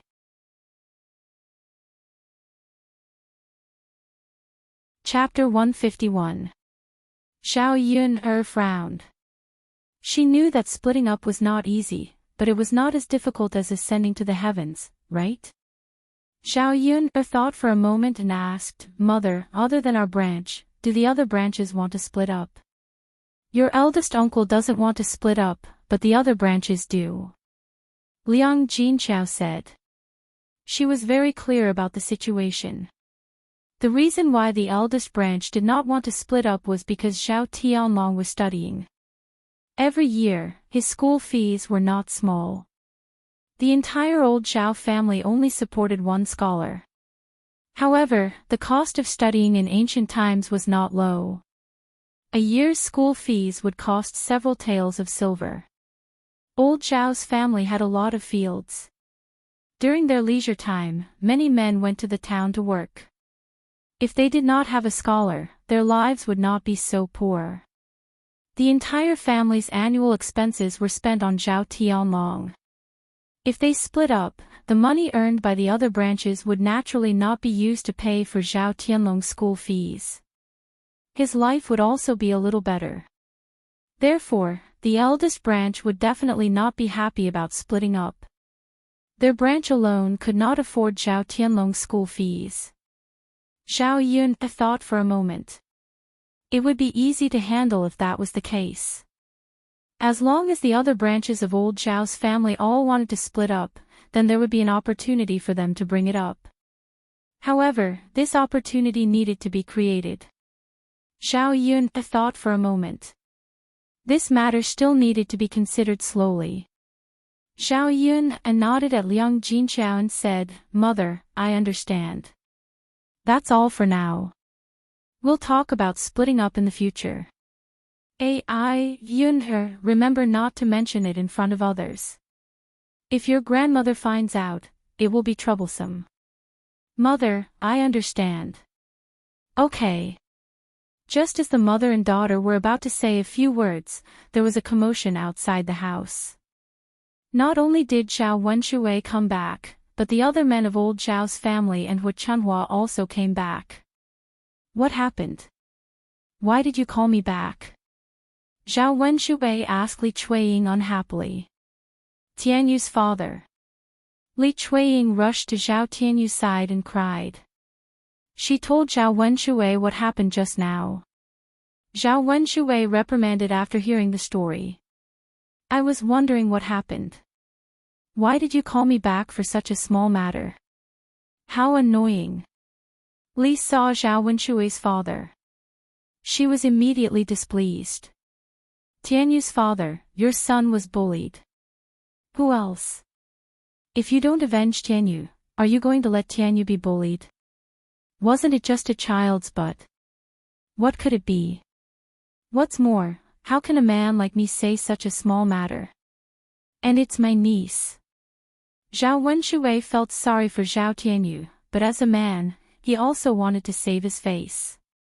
He couldn't beat Zhao Yunher, could he? He couldn't bring himself to do that. You son of a bitch. What small matter? It's a small matter that your son was bullied. Why did I marry such a coward? Li Chuiying began to cry again as she spoke. Zhao Wenshui's eyebrows twitched. You're such an annoying woman. You're unreasonable.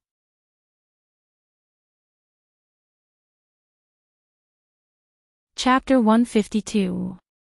Just now, Xiao Jing rushed over to tell them that something had happened.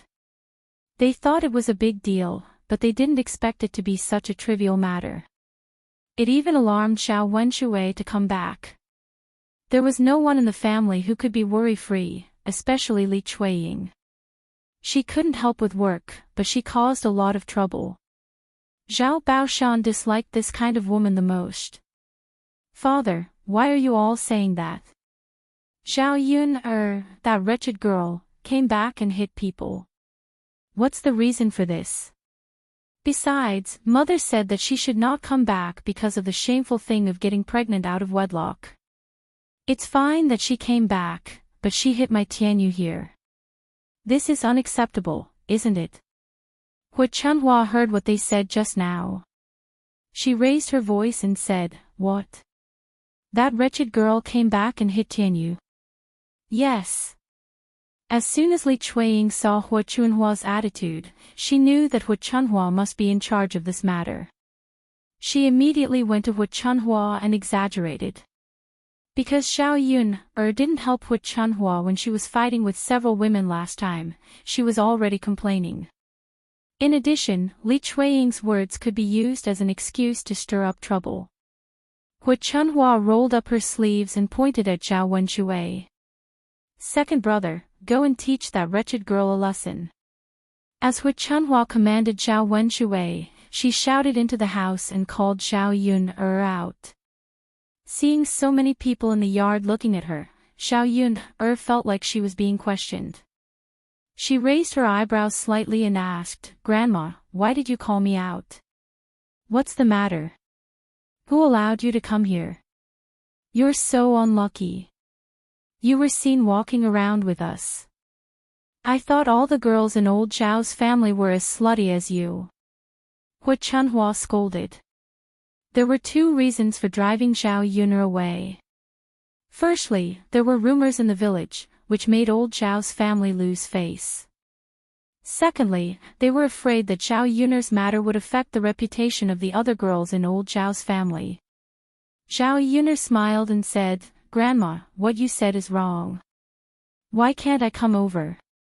We're not separated, so I'm still a member of old Zhao's family. Is it wrong for me to walk around in my own courtyard? Who admits that you're a member of old Zhao's family? If you're kicked out, then you're not. You can't come back. I don't want to see a slut like you." Zhao Yun wasn't angry.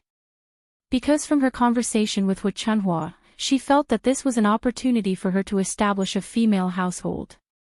"Grandma, your words are useless. Our Dezhou country is governed according to the law. This government office has registered that I'm a member of old Zhao's family, so I can come back." Zhao Yun spoke confidently. Her reason made Hu Chunhua unable to refute it. "You wretched girl, your eloquence is getting better and better," Hu Chunhua said angrily.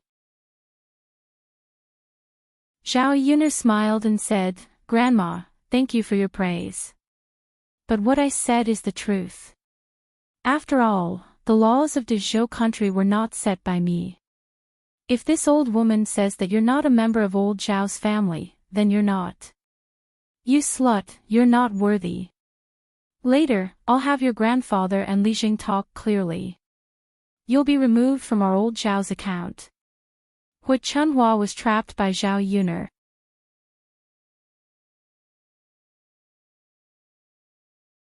Chapter 153. This would prevent Zhao Yun from using this as an excuse to keep coming to old Zhao's house. She would feel annoyed when she saw it and would get into trouble again. Hu Chunhua's words were exactly what Zhao Yun was thinking. Once she was kicked out of old Zhao's household, she couldn't be left with an empty household. According to Dezhou's laws, she would automatically be transferred to a female household. If this was the case, her goal would be achieved. Things went so smoothly. Under such circumstances, the household was separated. Then she wouldn't be in a hurry to separate the third branch from old Zhao's household. After all, the reason for the third branch's separation was to separate the household. Zhao Baoshan advised from the side, "Old woman, Yun just came over for a while, right? You don't have to be so ruthless. We're still a family in the end, aren't we?" Zhao Baoshan glanced at Zhao Yun, and a trace of heartache flashed in his eyes. When Zhao Yun met Zhao Baoshan's gaze, she felt a little puzzled. Why would he speak up for her? What did his gaze mean? Could it be that old Zhao's family still had feelings for people? But Zhao Yun found that after she looked at Zhao Baoshan's gaze quickly shifted away and glanced elsewhere. Zhao Yun had a feeling that Zhao Baoshan was deliberately avoiding her gaze, as if he had done something wrong and didn't dare to face Zhao Yun. Zhao Yun had an extra thought in her mind. This Zhao Baoshan's reaction was really strange. He must be hiding some unknown secret. She had to figure it out later. Old man, why are you always protecting this wretched girl? What Chunhua couldn't understand. Zhao Yun shamelessly came over, but Zhao Baoshan didn't seem to mind at all. Did he really not think that Zhao Yun's return was a disgrace to old Zhao's family? Just like what had happened before, Zhao Baoshan didn't want to chase Zhao Yun out immediately. Instead, he spoke up for Zhao Yun. Even if he was chased out in the end, he specially arranged for the old house that old Zhao's family didn't want to live in, for fear that Zhao Yun wouldn't have a place to stay. How am I protecting her? I'm just speaking the truth. Zhao Baoshan spat. Old man, the problem now is that it's fine if she comes back, but she's still being unreasonable in our house. If you don't kick her out, who knows who she'll bully when she comes back. Today's matter hasn't been settled yet. Hu Chunhua was a little agitated and looked very angry. Zhao Baoshan sighed and glanced at Zhao Yun. He wanted to say something, but didn't say it. Zhao Yun said to Zhao Baoshan, Master, I appreciate your kindness, but you don't have to speak up for me. I'll solve my own problem myself. Zhao Yun was really afraid that Zhao Baoshan would say too much and ruin her plan. If they didn't move out, it would be troublesome. Well. Zhao Baoshan shook his head. At present, only Zhao Yun and Hu Chunhua could solve it by themselves. His head hurt a little, so Zhao Baoshan rubbed it and sat on a stool aside. Hu Chunhua continued to argue with Zhao Yun. It was nothing more than that Zhao Yun should at least give them an explanation today. She also wanted to extort money from Zhao Yun. Zhao Yun had gone to the town to sell fish before, and she had made some money. Hu Chunhua meant that Zhao Yun would take out at least a few dozen coins to buy some meat for Zhao Tianyu to supplement his body, as compensation for Zhao Tianyu being beaten.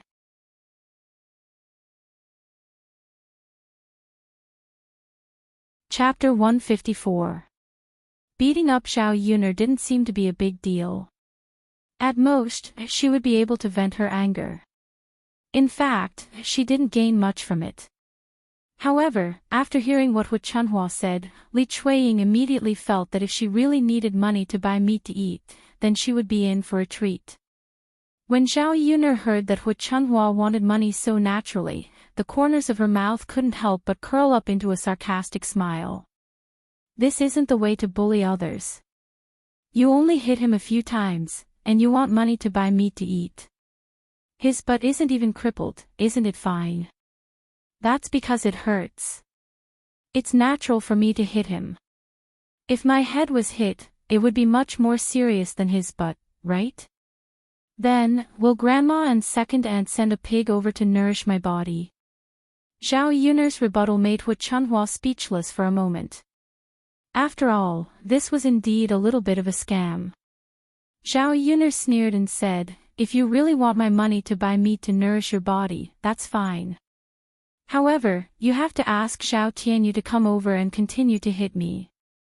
If he is injured or crippled, I will pay for it. You wretched girl, forget it if you don't want to pay for it. Then, I will teach you a lesson right now. Hu Chunhua was anxious and ordered Zhao Wenshui, Lao San, hurry up and catch this little bitch. Mother. Zhao Wenshui looked at Chunhua and had an unwilling expression on his face. I asked you to catch this wretched girl. Why are you dawdling so much? Lao San, come over and help me. Mother, forget it. This is not a small matter. Next time, we won't ask Yuner to come over. Zhao Yuner's eldest uncle, Zhao Wenshi, said. Old Zhao's fourth son, Zhao Wentao, also persuaded, yes, mother, this is such a small matter. Moreover, this matter is not Yuner's fault. It was Tianyu who threw a stone at someone first. It's okay to teach him a lesson. Moreover, he hit his butt, not his tibia. If Yuner really wanted to teach him a lesson, Tianyu might already be lying on the ground and unable to move. Zhao Yuner couldn't help but look at her fifth uncle again. It was rare that old Zhao's family had such a sensible person who dared to speak up. However, he was much better than her father, who was scared to stand aside when he saw Hu Chunhua was angry. Most importantly, he spoke up for her. Zhao Yuner had a good impression of Zhao Wentao. Zhao Wentao's words made Li Chuiying unhappy. Lao San, what are you talking about? Are you saying that my Tianyu is wrong? Second sister-in-law, I know you don't like my words, but this matter is indeed your Tianyu's fault. Children may be mischievous, but throwing stones at people is wrong. If you protect Tianyu like this, you will only harm him in the future. There is an example in the village next door. When he was a child, his family didn't care about him and applauded him. When he grew up, he directly became a hooligan, and in the end, he used a knife to kill people. In the end, he was caught and beheaded by the authorities. Tianyu is still young and can be educated. Naturally, we should let him know what he can and can't do now. Zhao Wentao's words were clear and persuasive with examples. Li Chuiying couldn't refute these words. Zhao Yuner couldn't help but sigh. This fourth uncle of hers had good values and could be so good at educating children. He must be a good person.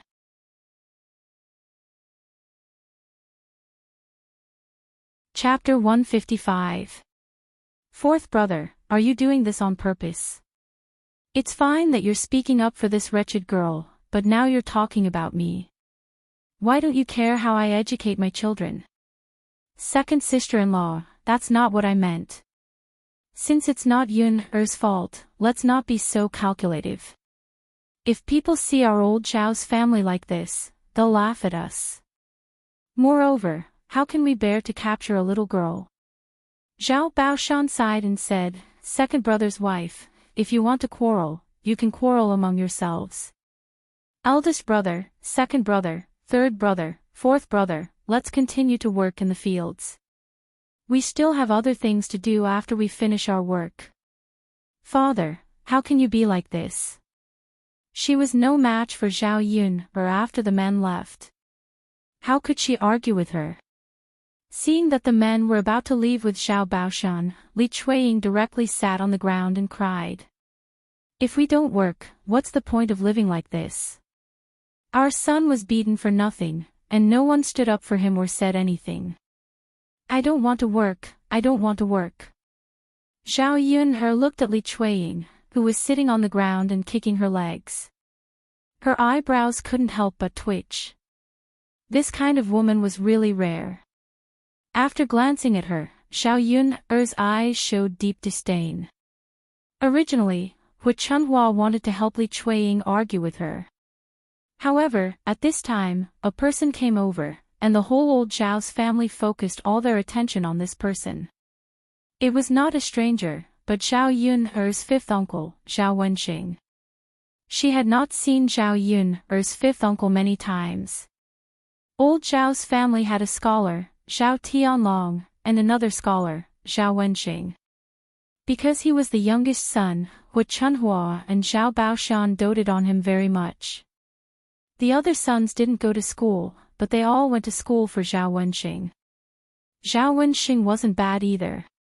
He was quite smart in his studies and had already passed the Shiozai exam. Now, he was studying in a school in the town. Every month, he received money, so he didn't need old Zhao's family to support him. He could support himself.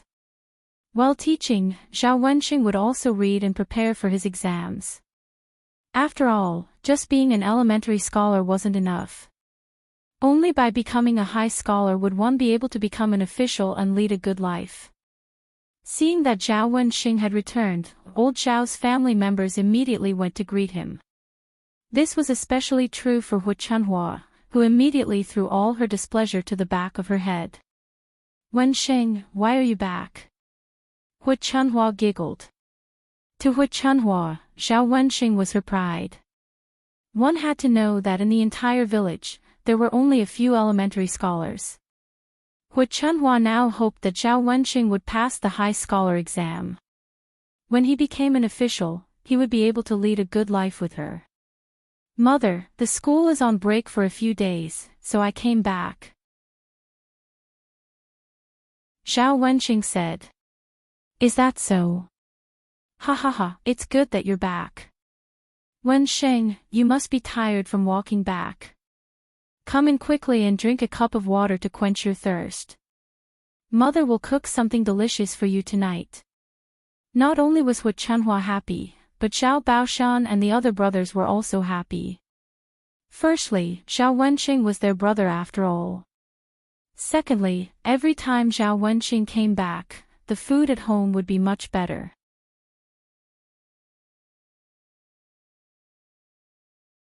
Chapter 156. Hu Chunhua was a stingy person, so she wouldn't change the food at home. Now that Zhao Wenxing was back, they could eat better food. "Okay, Mom." Zhao Wenxing smiled at Hu Chunhua. Maybe it was because of his studies, Zhao Wenxing had the temperament of a scholar. He looked elegant, which was completely different from the rough men in the countryside who did rough work. Zhao Yun glanced at her fifth uncle. He was only 25 or 26 years old. He wasn't very old. However, in the countryside, men at her fifth uncle's age were all married. Zhao Wenxing's marriage was delayed because he was studying. After he passed the Xiuzai exam, he felt that marriage was troublesome. Because of his family, he would be distracted more or less. He wanted to wait until he passed the Jurin exam. Therefore, his marriage was delayed until now. Zhao Wenxing walked into the house, and Hu Chunhua asked Li Chuiying to go to the kitchen to get some water. "Second brother's wife, get a pot of water. Your fifth brother is back. Help him quench his thirst." Li Chuiying saw that Hu Chunhua had forgotten what had just happened, so he said to Hu Chunhua with a crying face, "Mom, Yun Her." Before Li Chuiying could finish, he was stopped by Hu Chunhua. "Your fifth brother is back. Hurry up and get some water. Nothing is more important than your fifth brother's return." Obviously, Hu Chunhua didn't want to help Li Chuiying anymore. Li Chuiying stamped his feet unwillingly. "Okay, Mom." Before Li Chuiying turned around to go to the kitchen, he glared at Zhao Yun. Anyway, he couldn't just let it go like this. The corners of Zhao Yun's mouth pulled out a smile, with a bit of provocation. "I'm not afraid of you." After returning home from old Zhao's house, Zhao Yun was in a good mood. Although they had encountered a strange situation, the separation of households was a good start. If she separated from old Zhao's family, she would really cut off all ties with old Zhao's family. Then, everything she had would have nothing to do with them. Otherwise, no matter how much money she made now, she would still be the target of old Zhao's family in the future. Zhao Yun went back to her home. In the afternoon, she took care of the vegetable garden, fertilized it, and watered it a little. The seeds that she sowed had already sprouted some buds. Zhao Yun then went to the foot of the mountain in the field. There were no vegetables at home, so she could only bring some wild vegetables to eat. Fortunately, it was spring and there were many kinds of wild vegetables. Zhao Yun searched for a while and picked half a basket of wild vegetables. Just as she was about to go back, she saw a red figure and a gray figure in the forest. Zhao Yun seemed to have heard a scream. She wondered if something had happened, so she walked in the direction of the sound. When Zhao Yun walked closer, she found that the person in red was Xiao Hong, and the person in gray was Lu San, who had peeped at Zhao Yun, taking a bath. Lu San stood in front of Xiao Hong with a flirtatious smile on his face. Xiao Hong, you're really beautiful. No woman in the village is as beautiful as you. Lu San, what do you want? Xiao Hong looked at Lu San in horror. At home, she had also heard some rumors and slanders behind her back. Lu San was very lecherous. She couldn't afford to provoke him. There were many girls in the village who had been defiled by him.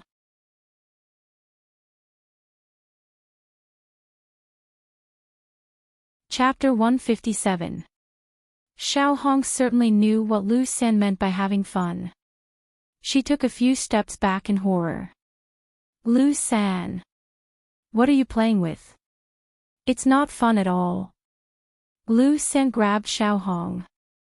Xiao Hong, look at you. I'm just having fun with you. Do you have to be so nervous? It's okay to have fun with me. I promise you'll be very comfortable. Looking at the obscene smile on Lu San's face, Xiao Hong was so anxious that she was about to cry. If she was defiled by Lu San, how could she get married in the future? Lu San, no. Brother Lu, I won't beg you. Please let me go, okay? I'll give you whatever you want later, as long as you let me go. Lu San shook his head. Xiao Hong, you don't mean anything. Since we're having fun together, we should be open. What do you mean by that? There's no one here. Why don't we? As Lu San spoke, he suddenly held Xiao Hong in his arms. Xiao Hong screamed. She was almost scared out of her wits. Lu San, on the other hand, wanted to reach out his mouth to Xiao Hong's neck. Xiao Hong was just a woman after all. Her strength was no match for Lu San's, so she struggled hard but failed. Zhao Yun looked on from the side and was very angry. Lu San was really a bad man. How could he flirt with a woman in the village so openly? Such a disgusting man should be shot to death. According to the laws of the 21st century, rape would be sentenced to many years in prison. When she had been a police officer, she had caught many rapists. Zhao Yun was angry, but when she saw that Lu San was flirting with Xiao Hong, she didn't want to save her. This woman had slandered him like that before. He hadn't even properly settled the score. This time, she deserved it. Zhao Yun was not a saint. She had a sense of justice, but that was a habit she had developed after being a police officer for many years.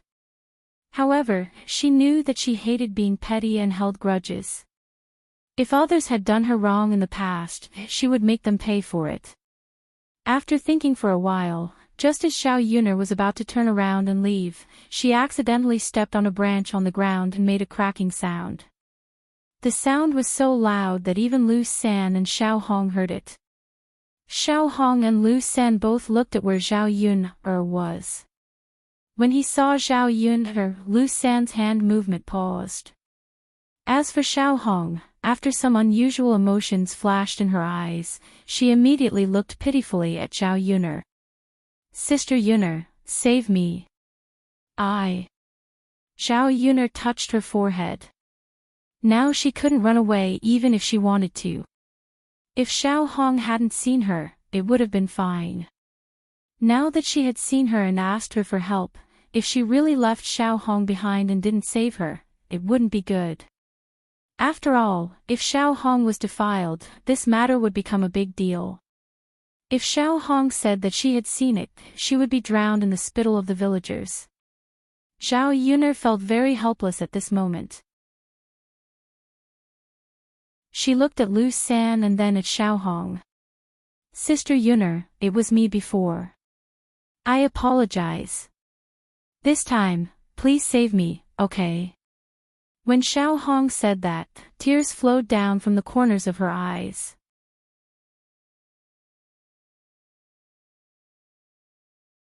Chapter 158. She didn't really want to save Xiao Hong. She just didn't want to be the subject of gossip in the future. She also knew that Xiao Hong was a very scheming woman. If she didn't save her this time, who knew how many ways she would slander others in the future. In addition, Lu San had indeed gone a little overboard. Previously, Lu San had been defeated by Zhao Yun. He knew that he couldn't beat Zhao Yun. Seeing that Zhao Yun wanted to intervene again, he looked at Zhao Yun with some fear. Zhao Yun, this has nothing to do with you. You'd better stay away. Otherwise, don't blame me for being rude. Although he said that, Lu Sen pulled Xiao Hong back a few steps.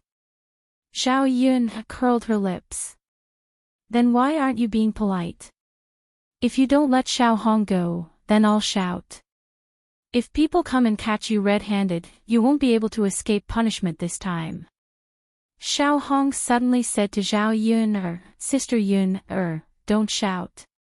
Zhao Yun didn't understand, but Xiao Hong still shook her head at her. Xiao Hong was really afraid that many people would gather around to watch. After all, this wasn't something to be proud of. Even if Lu Sanjing didn't do anything to her, there might be rumors about it. Anyway, she was a virgin. It was best not to attract any gossip. How can that do, Sister Xiao Hong? Lu San is in the wrong. Everyone should see what kind of person he is.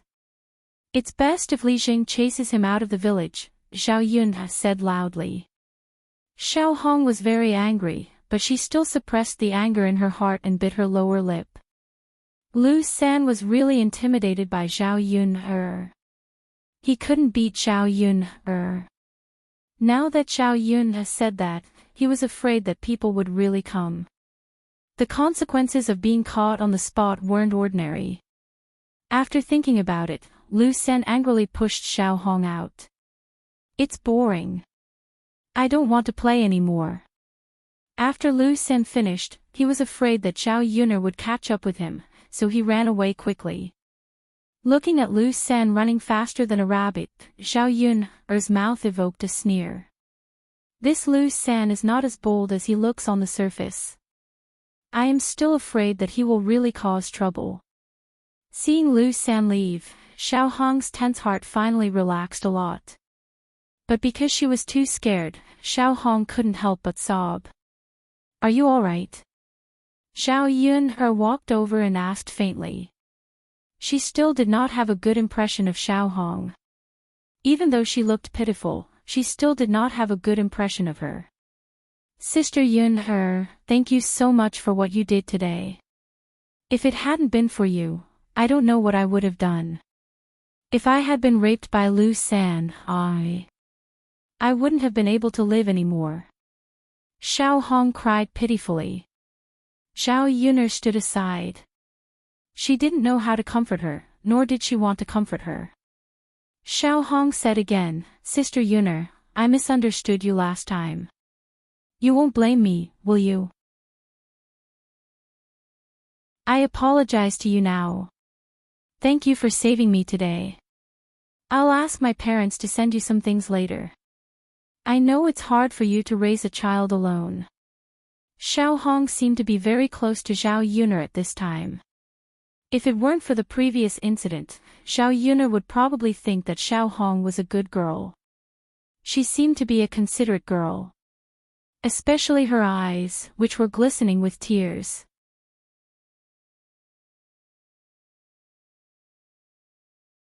Chapter 159. Zhao Yun shook her head in response to Xiao Hong's kindness and gratitude. She rejected her flatly. It's okay. I didn't help much, so you don't have to give it to me. Xiao Hong still looked at Zhao Yun pitifully. Sister Yun, do you still blame me? Zhao Yun didn't know what to say. Xiao Hong had a rich imagination. What could she do? Zhao Yun forced a smile. Xiao Hong, you think too much. You said it was a misunderstanding, so you don't have to take it to heart. By the way, what are you going to do about Lu San's matter? Are you going to tell Li Zhang and ask him to seek justice for you? Xiao Hong shook her head and said, No, no. Sister Yun, thank you for saving me today, but let's forget about Lu San's matter. After all, he didn't do anything to me. Although it's his fault, I'm still afraid that there will be some gossip. Xiao Yun nodded. She knew Xiao Hong's concerns. After all, it had nothing to do with her. It was Xiao Hong's own business, so she could deal with it herself. So she said, Okay, you can do whatever you want. I'm just suggesting. If there's nothing else, I'll leave first. After Xiao Yun finished speaking, she turned around and was about to leave. Xiao Hong called out to Xiao Yun again. Is there anything else? Xiao Yun asked. Sister Yun about what happened today. I hope you won't tell anyone. I'm afraid people will gossip. After Xiao Hong finished speaking, she looked at Xiao Yun's reaction. Xiao Yun pondered for a while. She knew what Xiao Hong meant. She replied flatly, Got it. Sister Yun, thank you. It's okay. Be careful when you go back. Xiao Yun left with her basket. Xiao Hong was still standing in the same spot. Looking at Xiao Yun's back, a trace of viciousness flashed across her eyes. After Xiao Yun returned home, she began to prepare lunch and put the bullfrog away. This time, Zhu San also helped Dao to catch the bullfrog. She really had to buy some candies when she went to town tomorrow. The next morning, Xiao Yun went to Yang City with her basket. Her fifth uncle, Zhao Wenxing, had also come along this time. The reason why Zhao Wenxing returned to Sun City was to buy some Xian paper. When he was in town, he used ordinary paper, but for people who liked calligraphy, the best way to write was to use rice paper. However, Xian paper wasn't cheap. Although Zhao Wenxing had saved enough money, he could only buy Xian paper in Yang City. The town was too small to buy it. When Zhao Wenxing saw Zhao Yun, he was quite polite. Yun, are you going to Yang City? Xiao Yun nodded. Yes. Why are you going, fifth uncle? I'm going to buy some Xian paper back. If I don't buy it this time, I'll have to wait until the next school holiday. Oh, I see. Xiao Yun felt relaxed talking with Zhao Wenxing. His voice was pleasant, and when he spoke, it made people feel like they were bathing in the spring breeze. Xiao Yun immediately had a good impression of Zhao Wenxing.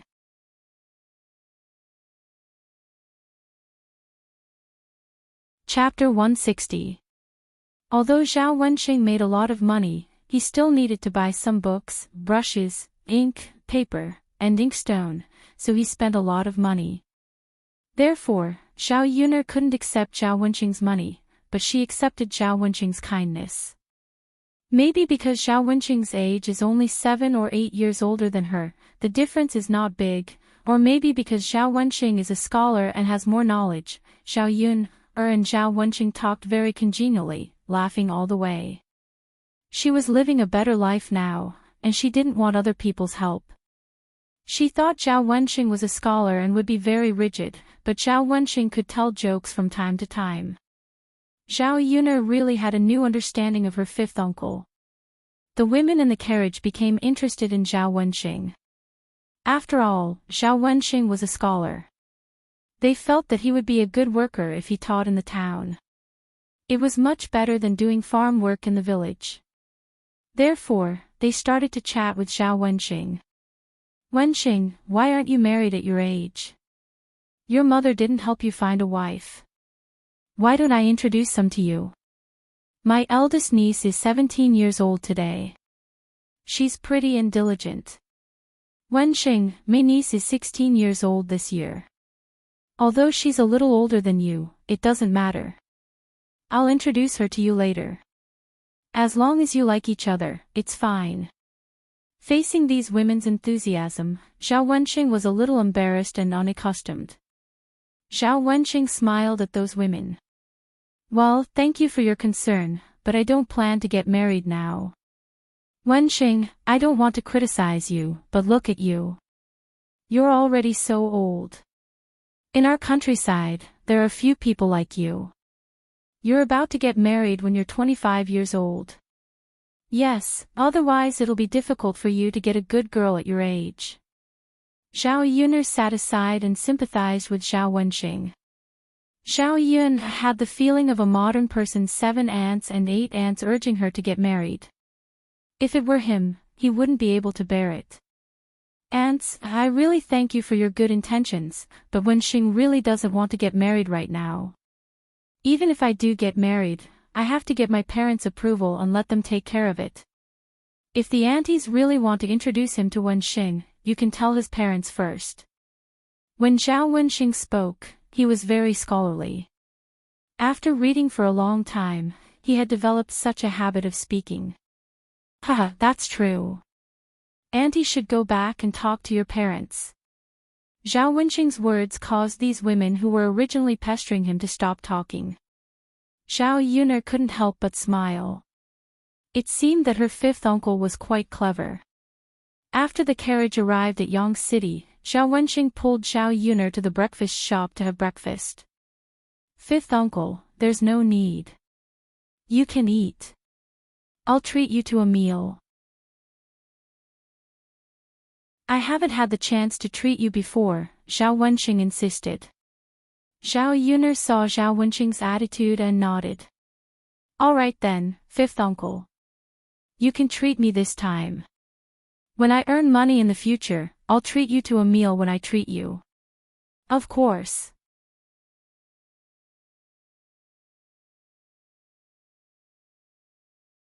Chapter 161. In modern terms, it wasn't very expensive, but it tasted pretty good. Such a breakfast was sumptuous. After a while, Zhao Wenqing and Zhao Yuner finished eating together. Yuner, where are you going later? Do you want 5th uncle to accompany you? Zhao Wenqing asked.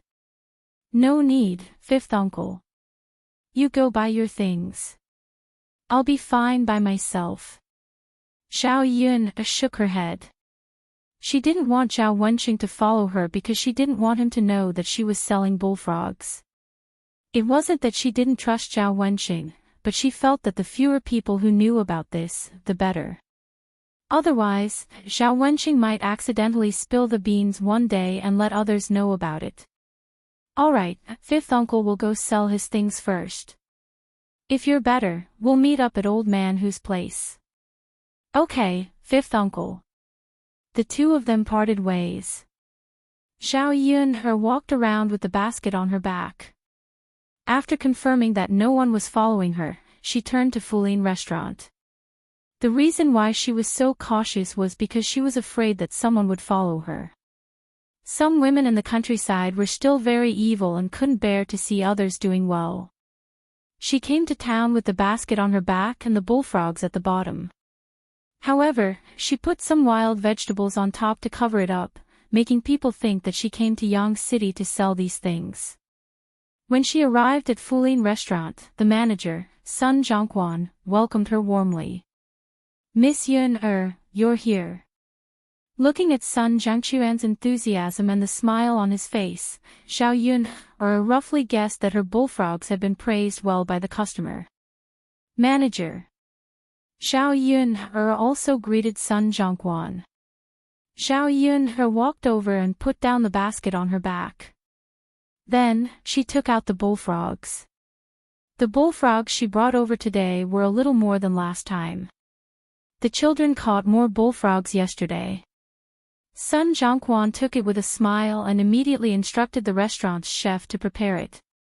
The customer who tasted the bullfrogs yesterday specially came over today and ordered this dish.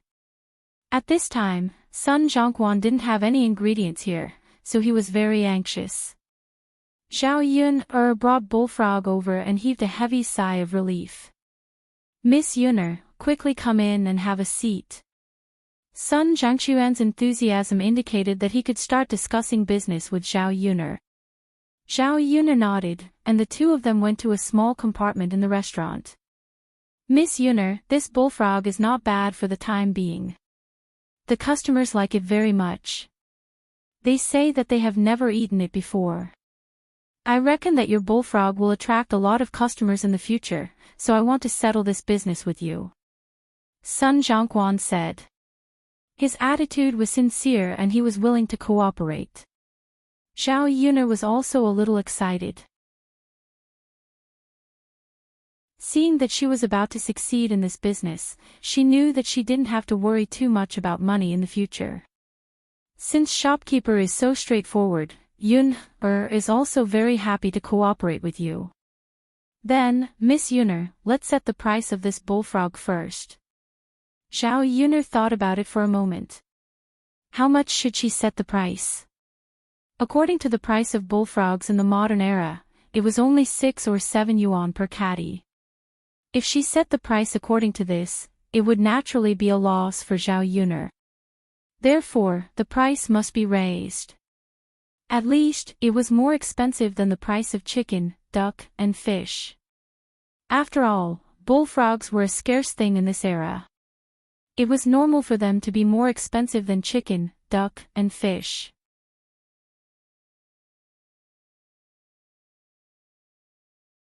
Chapter 162. After Zhao Yuner finished speaking, Sun Zhangquan was silent for a while.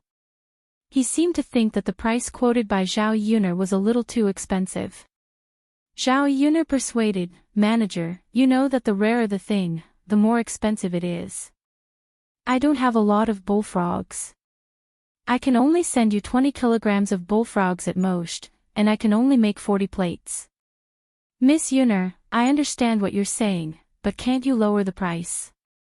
In fact, it's only a few coins higher than the price of pork.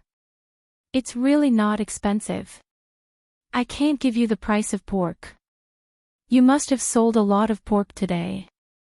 If the price of this thing is the same as the price of pork, you won't be a rare thing, right?" Sun Zhangquan couldn't refute Zhao Yuner's words. The rarer the thing, the more expensive it was. If it was really a good thing, it wouldn't be excessive to raise the price. Besides, the customers did like Zhao Yuner's bullfrogs. The price of the ingredients was raised a little, but the price of a plate of Sun Zhangquan's dish was far more than that. After thinking for a while, Sun Zhangquan said, "Okay. Miss Yuner, let's settle it like this. I'll give you 20 coins for 500 kilograms of bullfrogs. You can send me as many as you have in the future." "Great." Zhao Yuner nodded in agreement. She was very happy to cooperate with Sun Zhangquan. Sun Zhangquan took out a pen and ink, and began to write a document. This ancient document was equivalent to a modern contract. Both parties had to write down the previous conditions of the contract, and then sign it. It was to prevent both parties from going back on their words in the future. "Come on, Miss Yuner, have a look." Sun Zhangquan said with a smile, "Miss Yuner, you can't read, right? If you can't read, you can take the document back first and find someone who can read to confirm it. If you feel that there's no problem, just leave your fingerprint here." Zhao Yuner knew what Sun Zhangquan meant. If Sun Zhangquan read it to Zhao Yuner, it might not be true. It was very likely that Zhao Yuner would cheat her because she didn't know how to read. Although Zhao Yuner knew that Sun Zhangquan wasn't such a person, the fact that he could remind Zhao Yuner like this showed that Sun Zhangquan's character was really good. And Zhao Yuner liked to deal with such people. "Shopkeeper, I can read." Zhao Yuner smiled and picked up the document to read. When Zhao Yuner said that she could recognize words, Sun Zhangquan was slightly shocked. He didn't know that this little girl from the countryside could recognize words. It seemed that Zhao Yuner wasn't as simple as he thought she was. However, he thought that Zhao Yuner wasn't simple at all.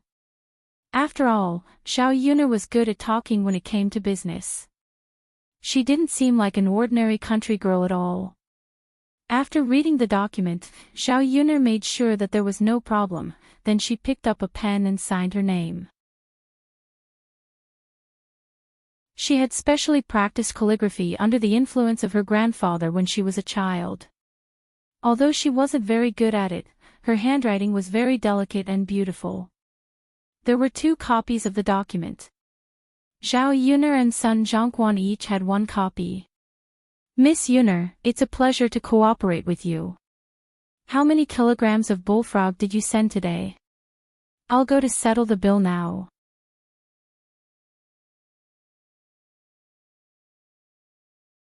Chapter 163.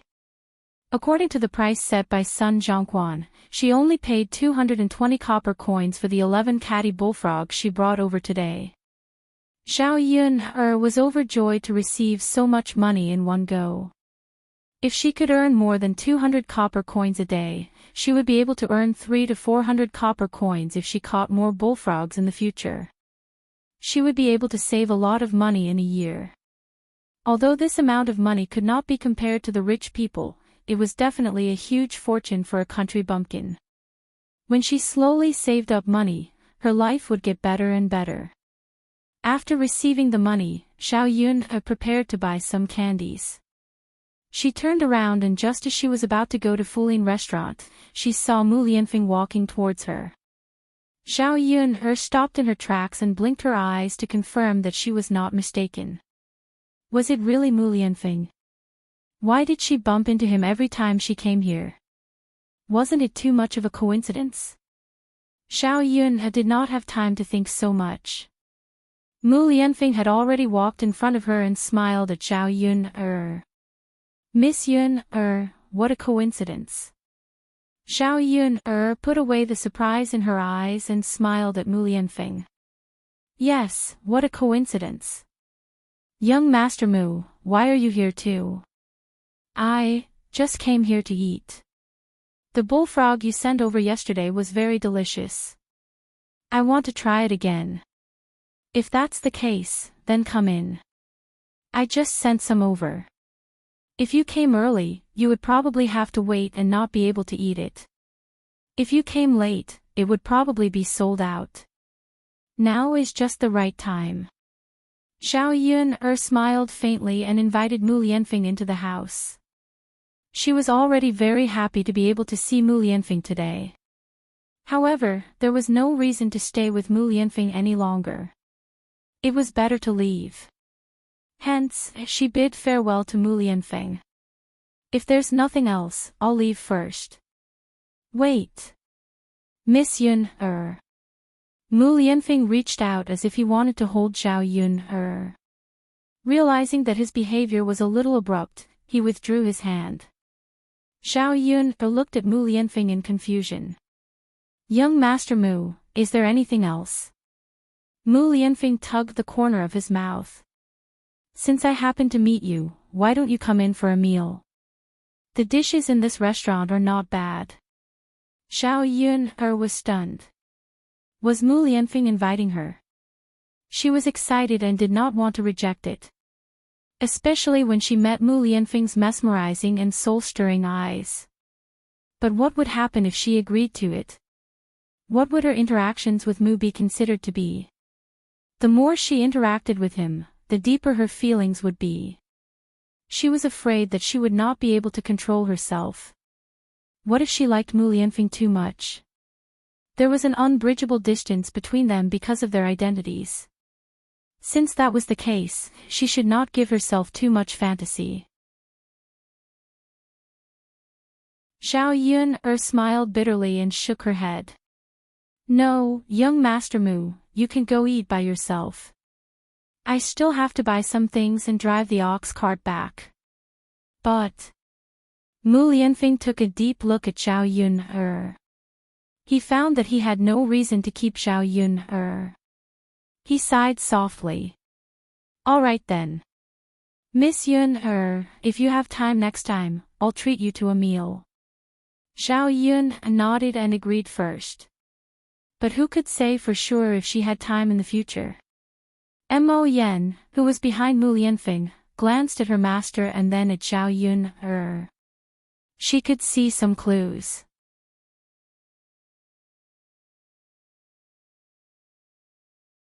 Chapter 164. He had clearly been waiting at Fuling restaurant for quite some time. When he saw Zhao Yun come out, he hurried over and pretended to run into her by coincidence. This was the first time he had seen someone go through so much trouble. After all, Mu Lianfeng was the most handsome man in Yang City. His status was extremely high as well. Even the young ladies of the capital would be infatuated with Mu Lianfeng. However, he had never looked at any woman properly. Now, for a woman, he had come so early to wait for her. He had even gone through so much trouble to come up with an excuse to invite her to a meal. In the end, she had rejected him without even letting out a fart. Heavens, Mo Yen rubbed his forehead. Was this really the master he knew? If he liked a woman, he would chase her without hesitation. Even he felt anxious for him with such efficiency. Of course, Mo Yen did not consider Zhao Yun or status or who he liked. He supported Mu Lianfeng to be with any woman. Thinking about how Murong Shuang was so unruly despite her status, Mo Yen still felt that Mu Lianfeng should find a slightly more ordinary woman. Status was not a problem. The main thing was that he liked her and was gentle and considerate. Otherwise, he would not have married a wife, but an ancestor. However, Mo Yen glanced at Zhao Yun a few more times. Why did this woman seem so familiar? He felt like he had seen her somewhere before, but he could not recall where. Cough cough. Mo Yen coughed twice. Once Zhao Yun was a few hundred meters away, Mo Yen whispered to Mu Lianfeng, "Master, I'm not trying to criticize you, but if you like her, you should be a little more domineering. You finally found an opportunity, but she rejected you with just a few words." Mu Lianfeng glanced at Mo Yen. Mo Yen immediately stood up straight and stopped talking. His face also became cold again. Fine, fine, fine. He should not have said it. However, with his master like this, he could guarantee that chasing a girl like this would not work. Hiya! Out of the way, out of the way. A few horses suddenly appeared not far away. The girl in front was dressed in red and held a long whip in her hand. Her beautiful hair fluttered in the wind. The way he spurred the horse was very handsome. The woman was none other than Murong Shuang, and the one riding behind her was her maid. When Zhao Yun left, she was thinking about something. Her mind was filled with Mu Lianfeng and the disappointment in Mu Lianfeng's eyes when she rejected him. Wasn't this man's attitude towards her a little too good? They had only met by chance, and could not even be considered good friends. Why was he acting like this? Zhao Yun did not notice Murong Shuang's voice because she was thinking about all these messy things in her mind. By the time he reacted, it was already too late to dodge. Even though Murong Shuang managed to pull back the whip in time, Zhao Yun was still severely injured. His entire body fell to the ground. His knees were red and swollen. The skin was scraped and bleeding. Murong Shuang did not feel guilty at all. Instead, she scolded Zhao Yun, "Are you blind? Or are you deaf? If you know that I'm coming, you should get lost as far as you can." Murong Shuang's arrogant attitude made Zhao Yun a little angry. Was it really okay to be so unreasonable?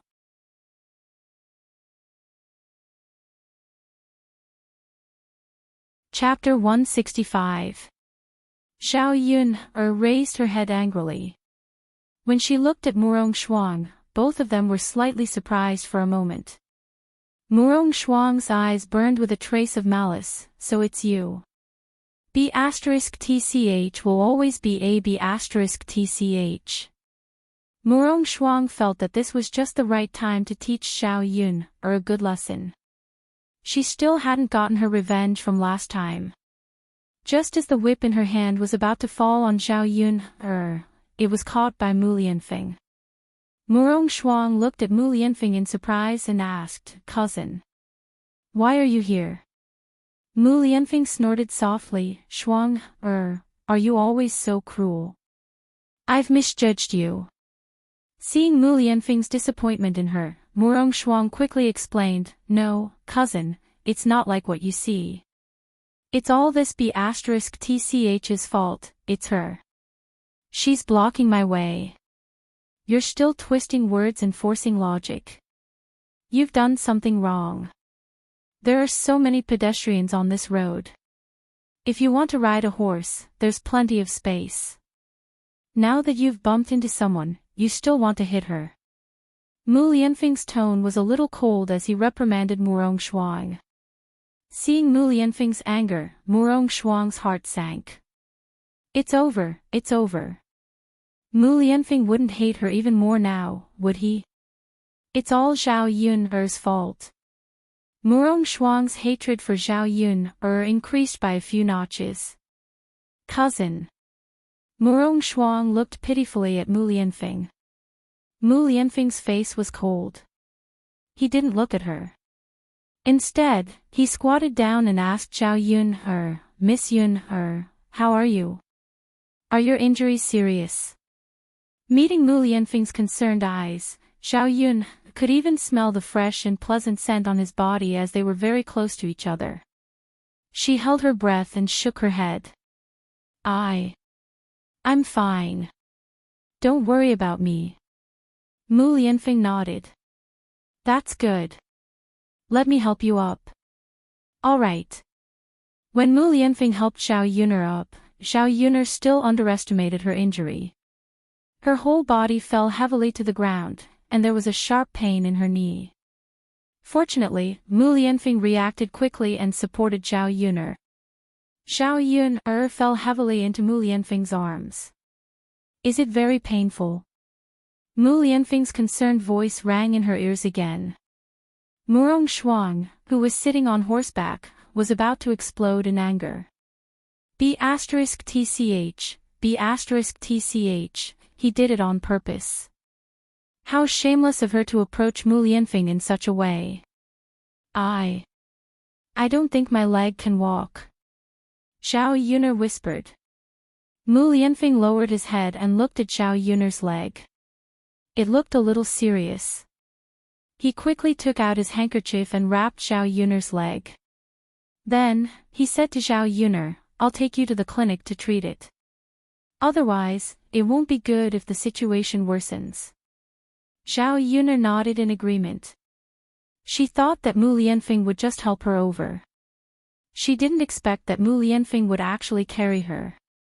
The moment her legs left the ground, Zhao Yuner's mind went blank for a moment. Mu Lianfeng actually carried her. And in front of everyone. Her face couldn't help but redden. Was she dreaming? If it wasn't for the pain in her leg, she really would have thought that she was dreaming. "Cousin!" Murong Shuang shouted at Mu Lianfeng unwillingly.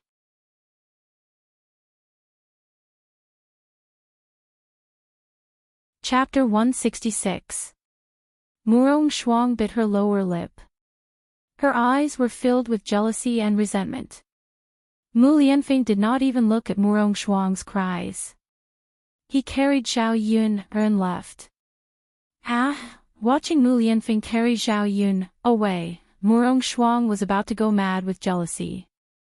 She was just an ugly village woman. Was there a need for her cousin to do this? Even if he liked her, he would not like such a woman, right? Zhao Yun's body was pressed against Mu Lianfeng. The two of them could feel each other's warmth through their clothes. She had never been hugged by a man like this.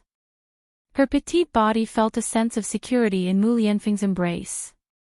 Zhao Yun's cheeks could not help but heat up. She did not know what to say to Mu Lianfeng along the way. Mo Yen carried a sword and followed behind the two of them. She maintained a distance. She did not want to be a third wheel and disturb her mistress. When they arrived at the clinic, the doctor in charge gave Zhao Yun a simple treatment. Fortunately, Her muscles and bones were not injured. Otherwise, the situation would be even worse. The wound was still a little deep. Xiao Yun estimated that she would need a few days to recuperate. Miss Yun, I'm sorry.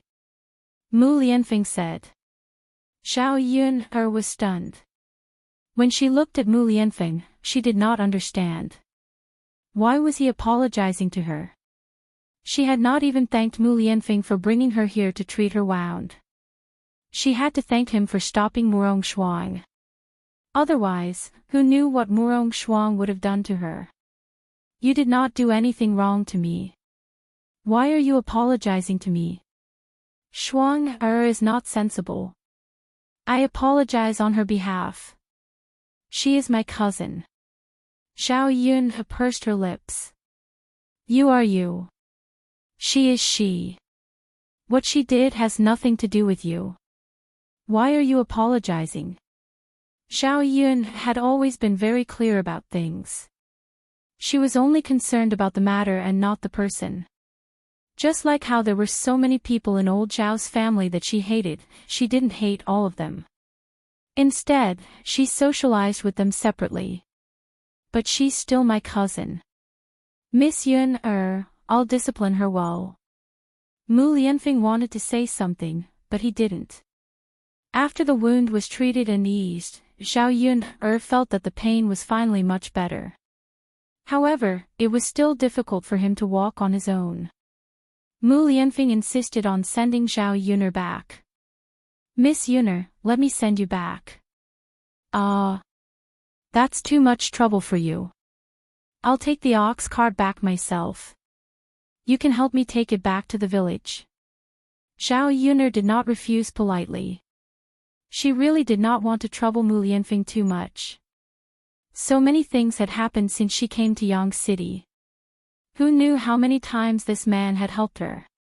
Even with Murong Shuang's matter, Mu Lianfeng was also responsible. He had helped her so many times, so it should be enough to make up for it. Miss Yun, your injury was caused by my cousin. I obviously have the duty to send you back. If you take the ox cart, it'll be hard to avoid bumps with so many people squeezing together. It'll be bad if you get hurt. Let me send you back. I'll ride a horse. It won't take long. I'll be able to send you back very soon. Mu Lianfeng was extremely happy to send Xiao Yun back. He had not been able to find any opportunities in the first place. Now that he had finally found one, how could he let it go so easily? Mo Yen smiled faintly on the side. He knew exactly what his master was up to.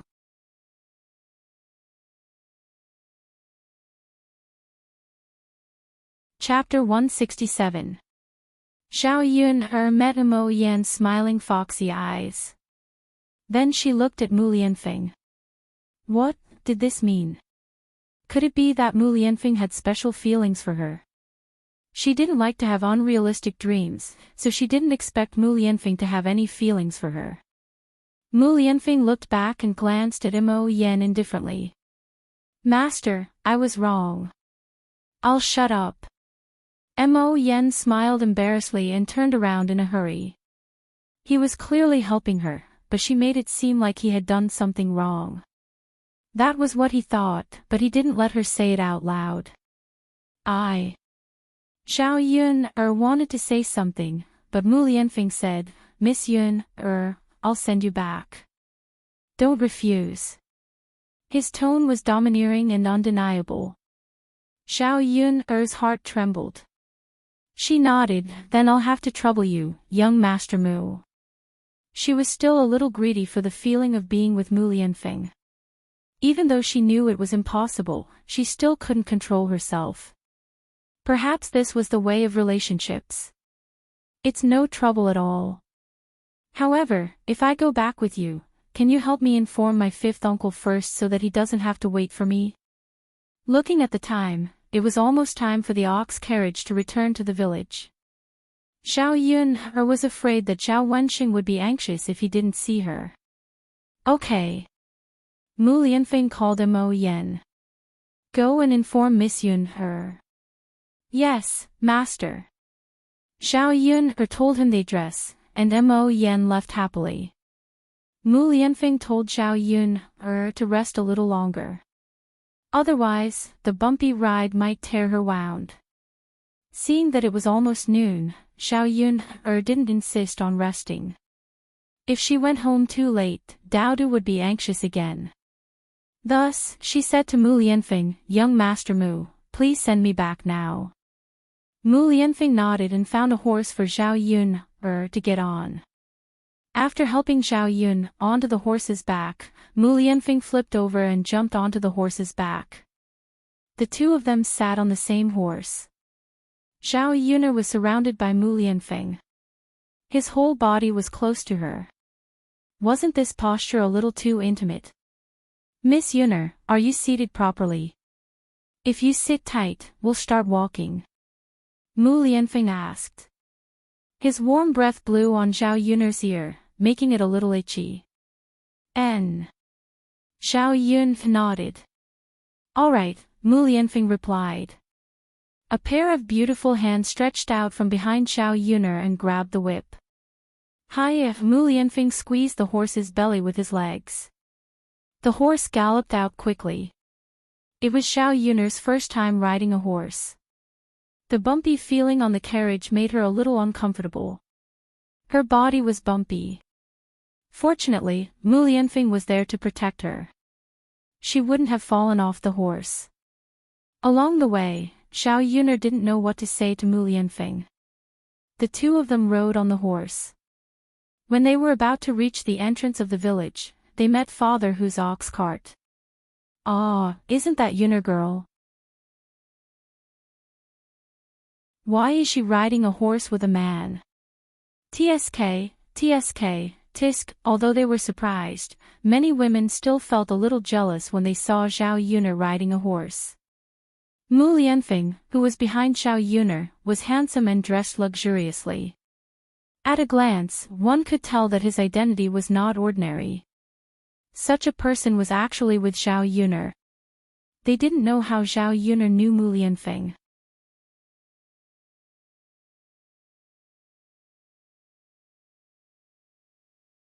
Chapter 168. That's right. How could she do something so immoral? Which girl is like this? It's not like he's her man. How could she get so close to him? Exactly. But it's normal for her to be shameless. After all, it's normal for her to get pregnant before marriage. Why wouldn't she do something like this? That's right. It's okay to get pregnant before marriage. There's nothing else she wouldn't do. Zhao Wenxing, who was sitting in the carriage, felt very uncomfortable when he heard these people talk about Zhao Yun like this. His niece was clearly not like what these women said. "Aunties, Yun is not like what you said. Can you not talk about her like that?" Zhao Wenxing's voice became more severe. The women looked at Zhao Wenxing and were stunned. But they didn't continue to speak. If it was someone else who said this, they probably wouldn't care. But Zhao Wenxing was a scholar after all. They still wanted to marry Zhao Wenxing, so it wouldn't be good to offend him. If he passed the imperial examination in the future and became a high-ranking official, it wouldn't be good to offend him. Zhao Yun and Mu Lianfeng rode away under the strange gazes of these women. Zhao Wenxing was also curious about who the man behind Zhao Yun was. Of course, he could tell that this man's identity wasn't ordinary. He was dressed luxuriously and had an extraordinary aura. His family background was definitely not bad. Zhao Yun lowered her head. When she passed by the ox cart, she felt uncomfortable all over. She knew that these women would probably gossip about some things when they returned. The horse stopped in front of Zhao Yun's house. Daodu and Zhao Tianfu were playing at the door. When they saw Zhao Yun, they immediately ran over. Daodu looked up and saw Mu Lianfeng on the horse. He seemed very happy and smiled sweetly at Mu Lianfeng. "Uncle." Seeing the smile on Daodu's little face, Mu Lianfeng felt his heart tremble and a warm feeling overflowed. Mu Lianfeng also smiled at Daodu and nodded. Horse, horse, Daodu pointed at the horse. He was interested in the tall and handsome horse. This horse belonged to Mu Lianfeng. It had been with Mu Lianfeng for some time. Fergana horses were like a gust of wind when they ran. However, Mu Lianfeng was afraid that running too fast would aggravate his wound, so he deliberately slowed down. The appearance of this horse was also more eye-catching than the average horse. Its coat was shiny and smooth. When it stopped, the horse raised its head high. Perhaps it was because she was used to interacting with Mu Lianfeng that she had a hint of Mu Lianfeng's temperament. Mu Lianfeng dismounted from his horse in a dashing movement. Then, he helped Xiao Yuner down. Come, Yuner, I'll carry you down. Xiao Yuner was a little embarrassed in front of a child. After looking at Daodu, she looked at Mu Lianfeng. It's easy to get hurt when you get off the horse. Let me carry you down. Oh. Okay, Xiao Yuner knew about her injury. She wanted to persevere, but she didn't have the ability. She couldn't joke around with her body. If she accidentally got off the horse and hurt herself again, she didn't know how long she would need to rest. Come. Mu Lianfeng stretched out his hand and supported Xiao Yuner. Then, he gently carried her down. Her petite body looked like it was effortless for Mu Lianfeng to carry her. Mother, what's wrong? Daodu looked at Xiao Yuner and asked in confusion.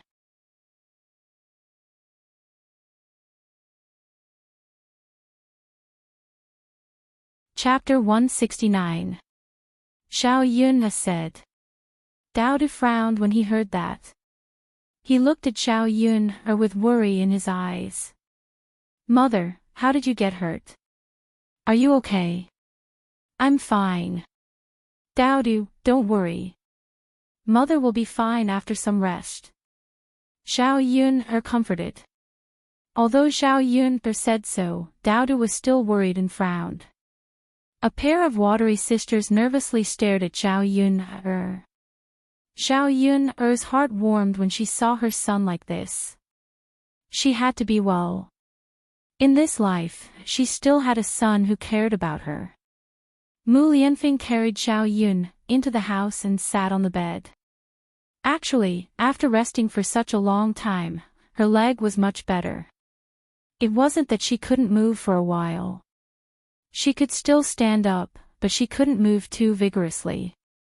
Otherwise, it would tear her wound again. Daodu lay on the bed and looked at the wound on Xiao Yuner's leg. His small face showed a hint of heartache. Mother, Daodu will blow on it for you. When Daodu blew on Xiao Yuner's leg, it was cool and comfortable. Xiao Yuner patted Daodu's head. Mother is really fine. This uncle took Mother to get her wound bandaged.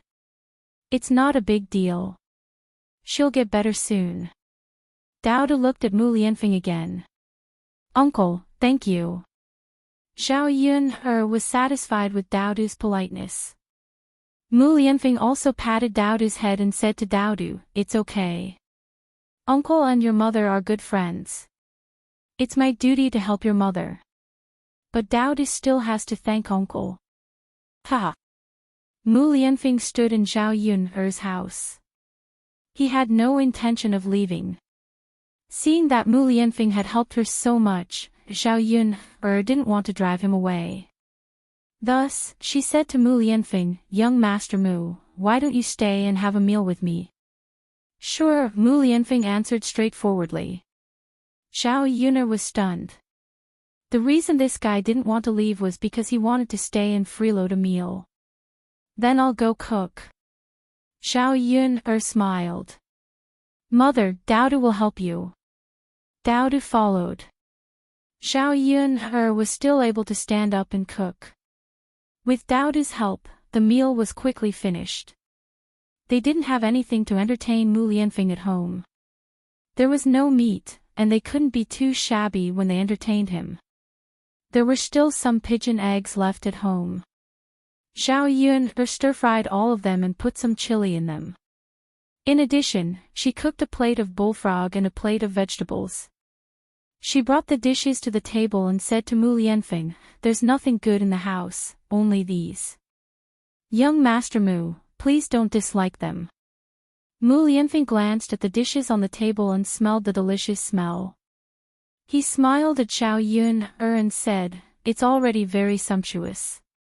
Then let's eat." Zhao Yun asked the family to sit down.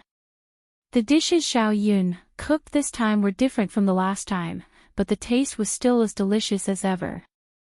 Mu Lianfeng usually didn't eat much at home. When he came to Zhao Yun's place, his appetite was stimulated. Unknowingly, he ate a lot of bowls of rice. He had eaten a lot of delicious food, but this was the first time that he had eaten something that gave him a very warm feeling. Zhao Yun and Dao Du were eating with their heads lowered. Zhao Yun also picked up food for the two children from time to time. Dao Du held the bowl in his small hands and ate with a satisfied face.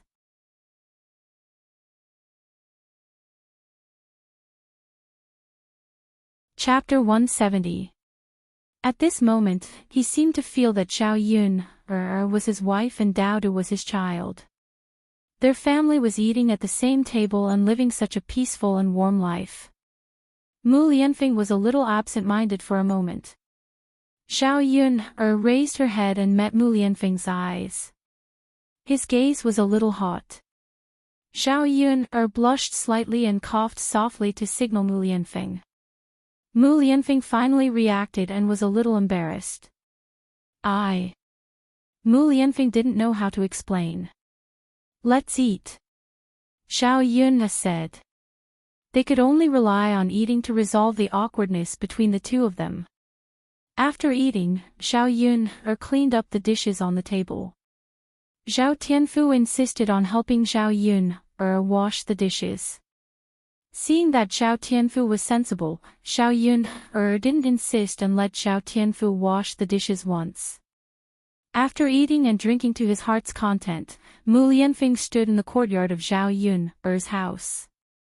Standing outside, he could smell the fragrance of flowers and plants.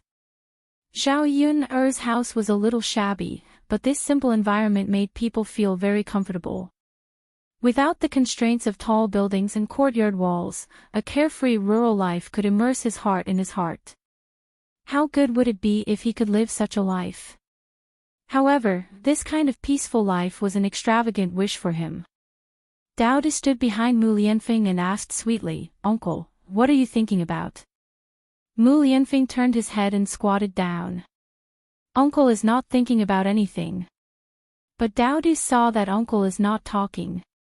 Uncle is just looking around. Your house is so beautiful. It's all mother's doing. Dao Du smiled. Looking at Mu Lianfeng's horse lowering its head to eat vegetables, Dao Du walked over and squatted in front of the horse to watch it eat.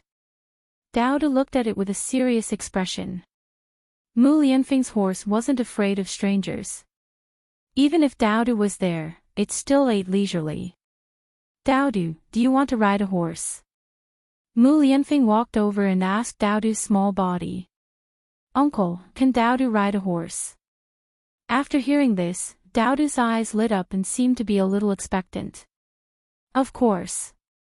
Come, uncle will take you on," Mu Lianfeng said. Dao Du. Dao Du. Dao Du, let's start riding," Mu Lianfeng said gently. "Okay." Dao Du nodded and responded. There was a hint of excitement in his voice. Mu Lianfeng raised his whip and the horse started to gallop. Mu Lianfeng didn't go far. He only brought Dao Du around Zhao Yun's house. Zhao Yun stood at the door of her house and heard Dao Du's bell-like laughter. She looked over and saw Mu Lianfeng riding a horse with Dao Du. Perhaps because Dao Du liked this feeling, his little face was full of excitement. Mu Lianfeng's horse didn't gallop very fast. The two of them sat on the horse's back. From a certain angle, the two of them look surprisingly similar. They really look like father and son. When this thought appeared in Zhao Yun's mind, Zhao Yun was secretly shocked. She must have gone crazy. She actually associated Daodu and Mu Lianfeng together. You're tuning into the LoveLore Library YouTube channel. We're so grateful for your support, and don't forget to subscribe to join us on this incredible journey through captivating stories. Your generosity through donations truly makes a world of difference, as it's the primary source of revenue that allows me to expand and enhance this channel for you. Thank you from the bottom of my heart for being a part of this adventure.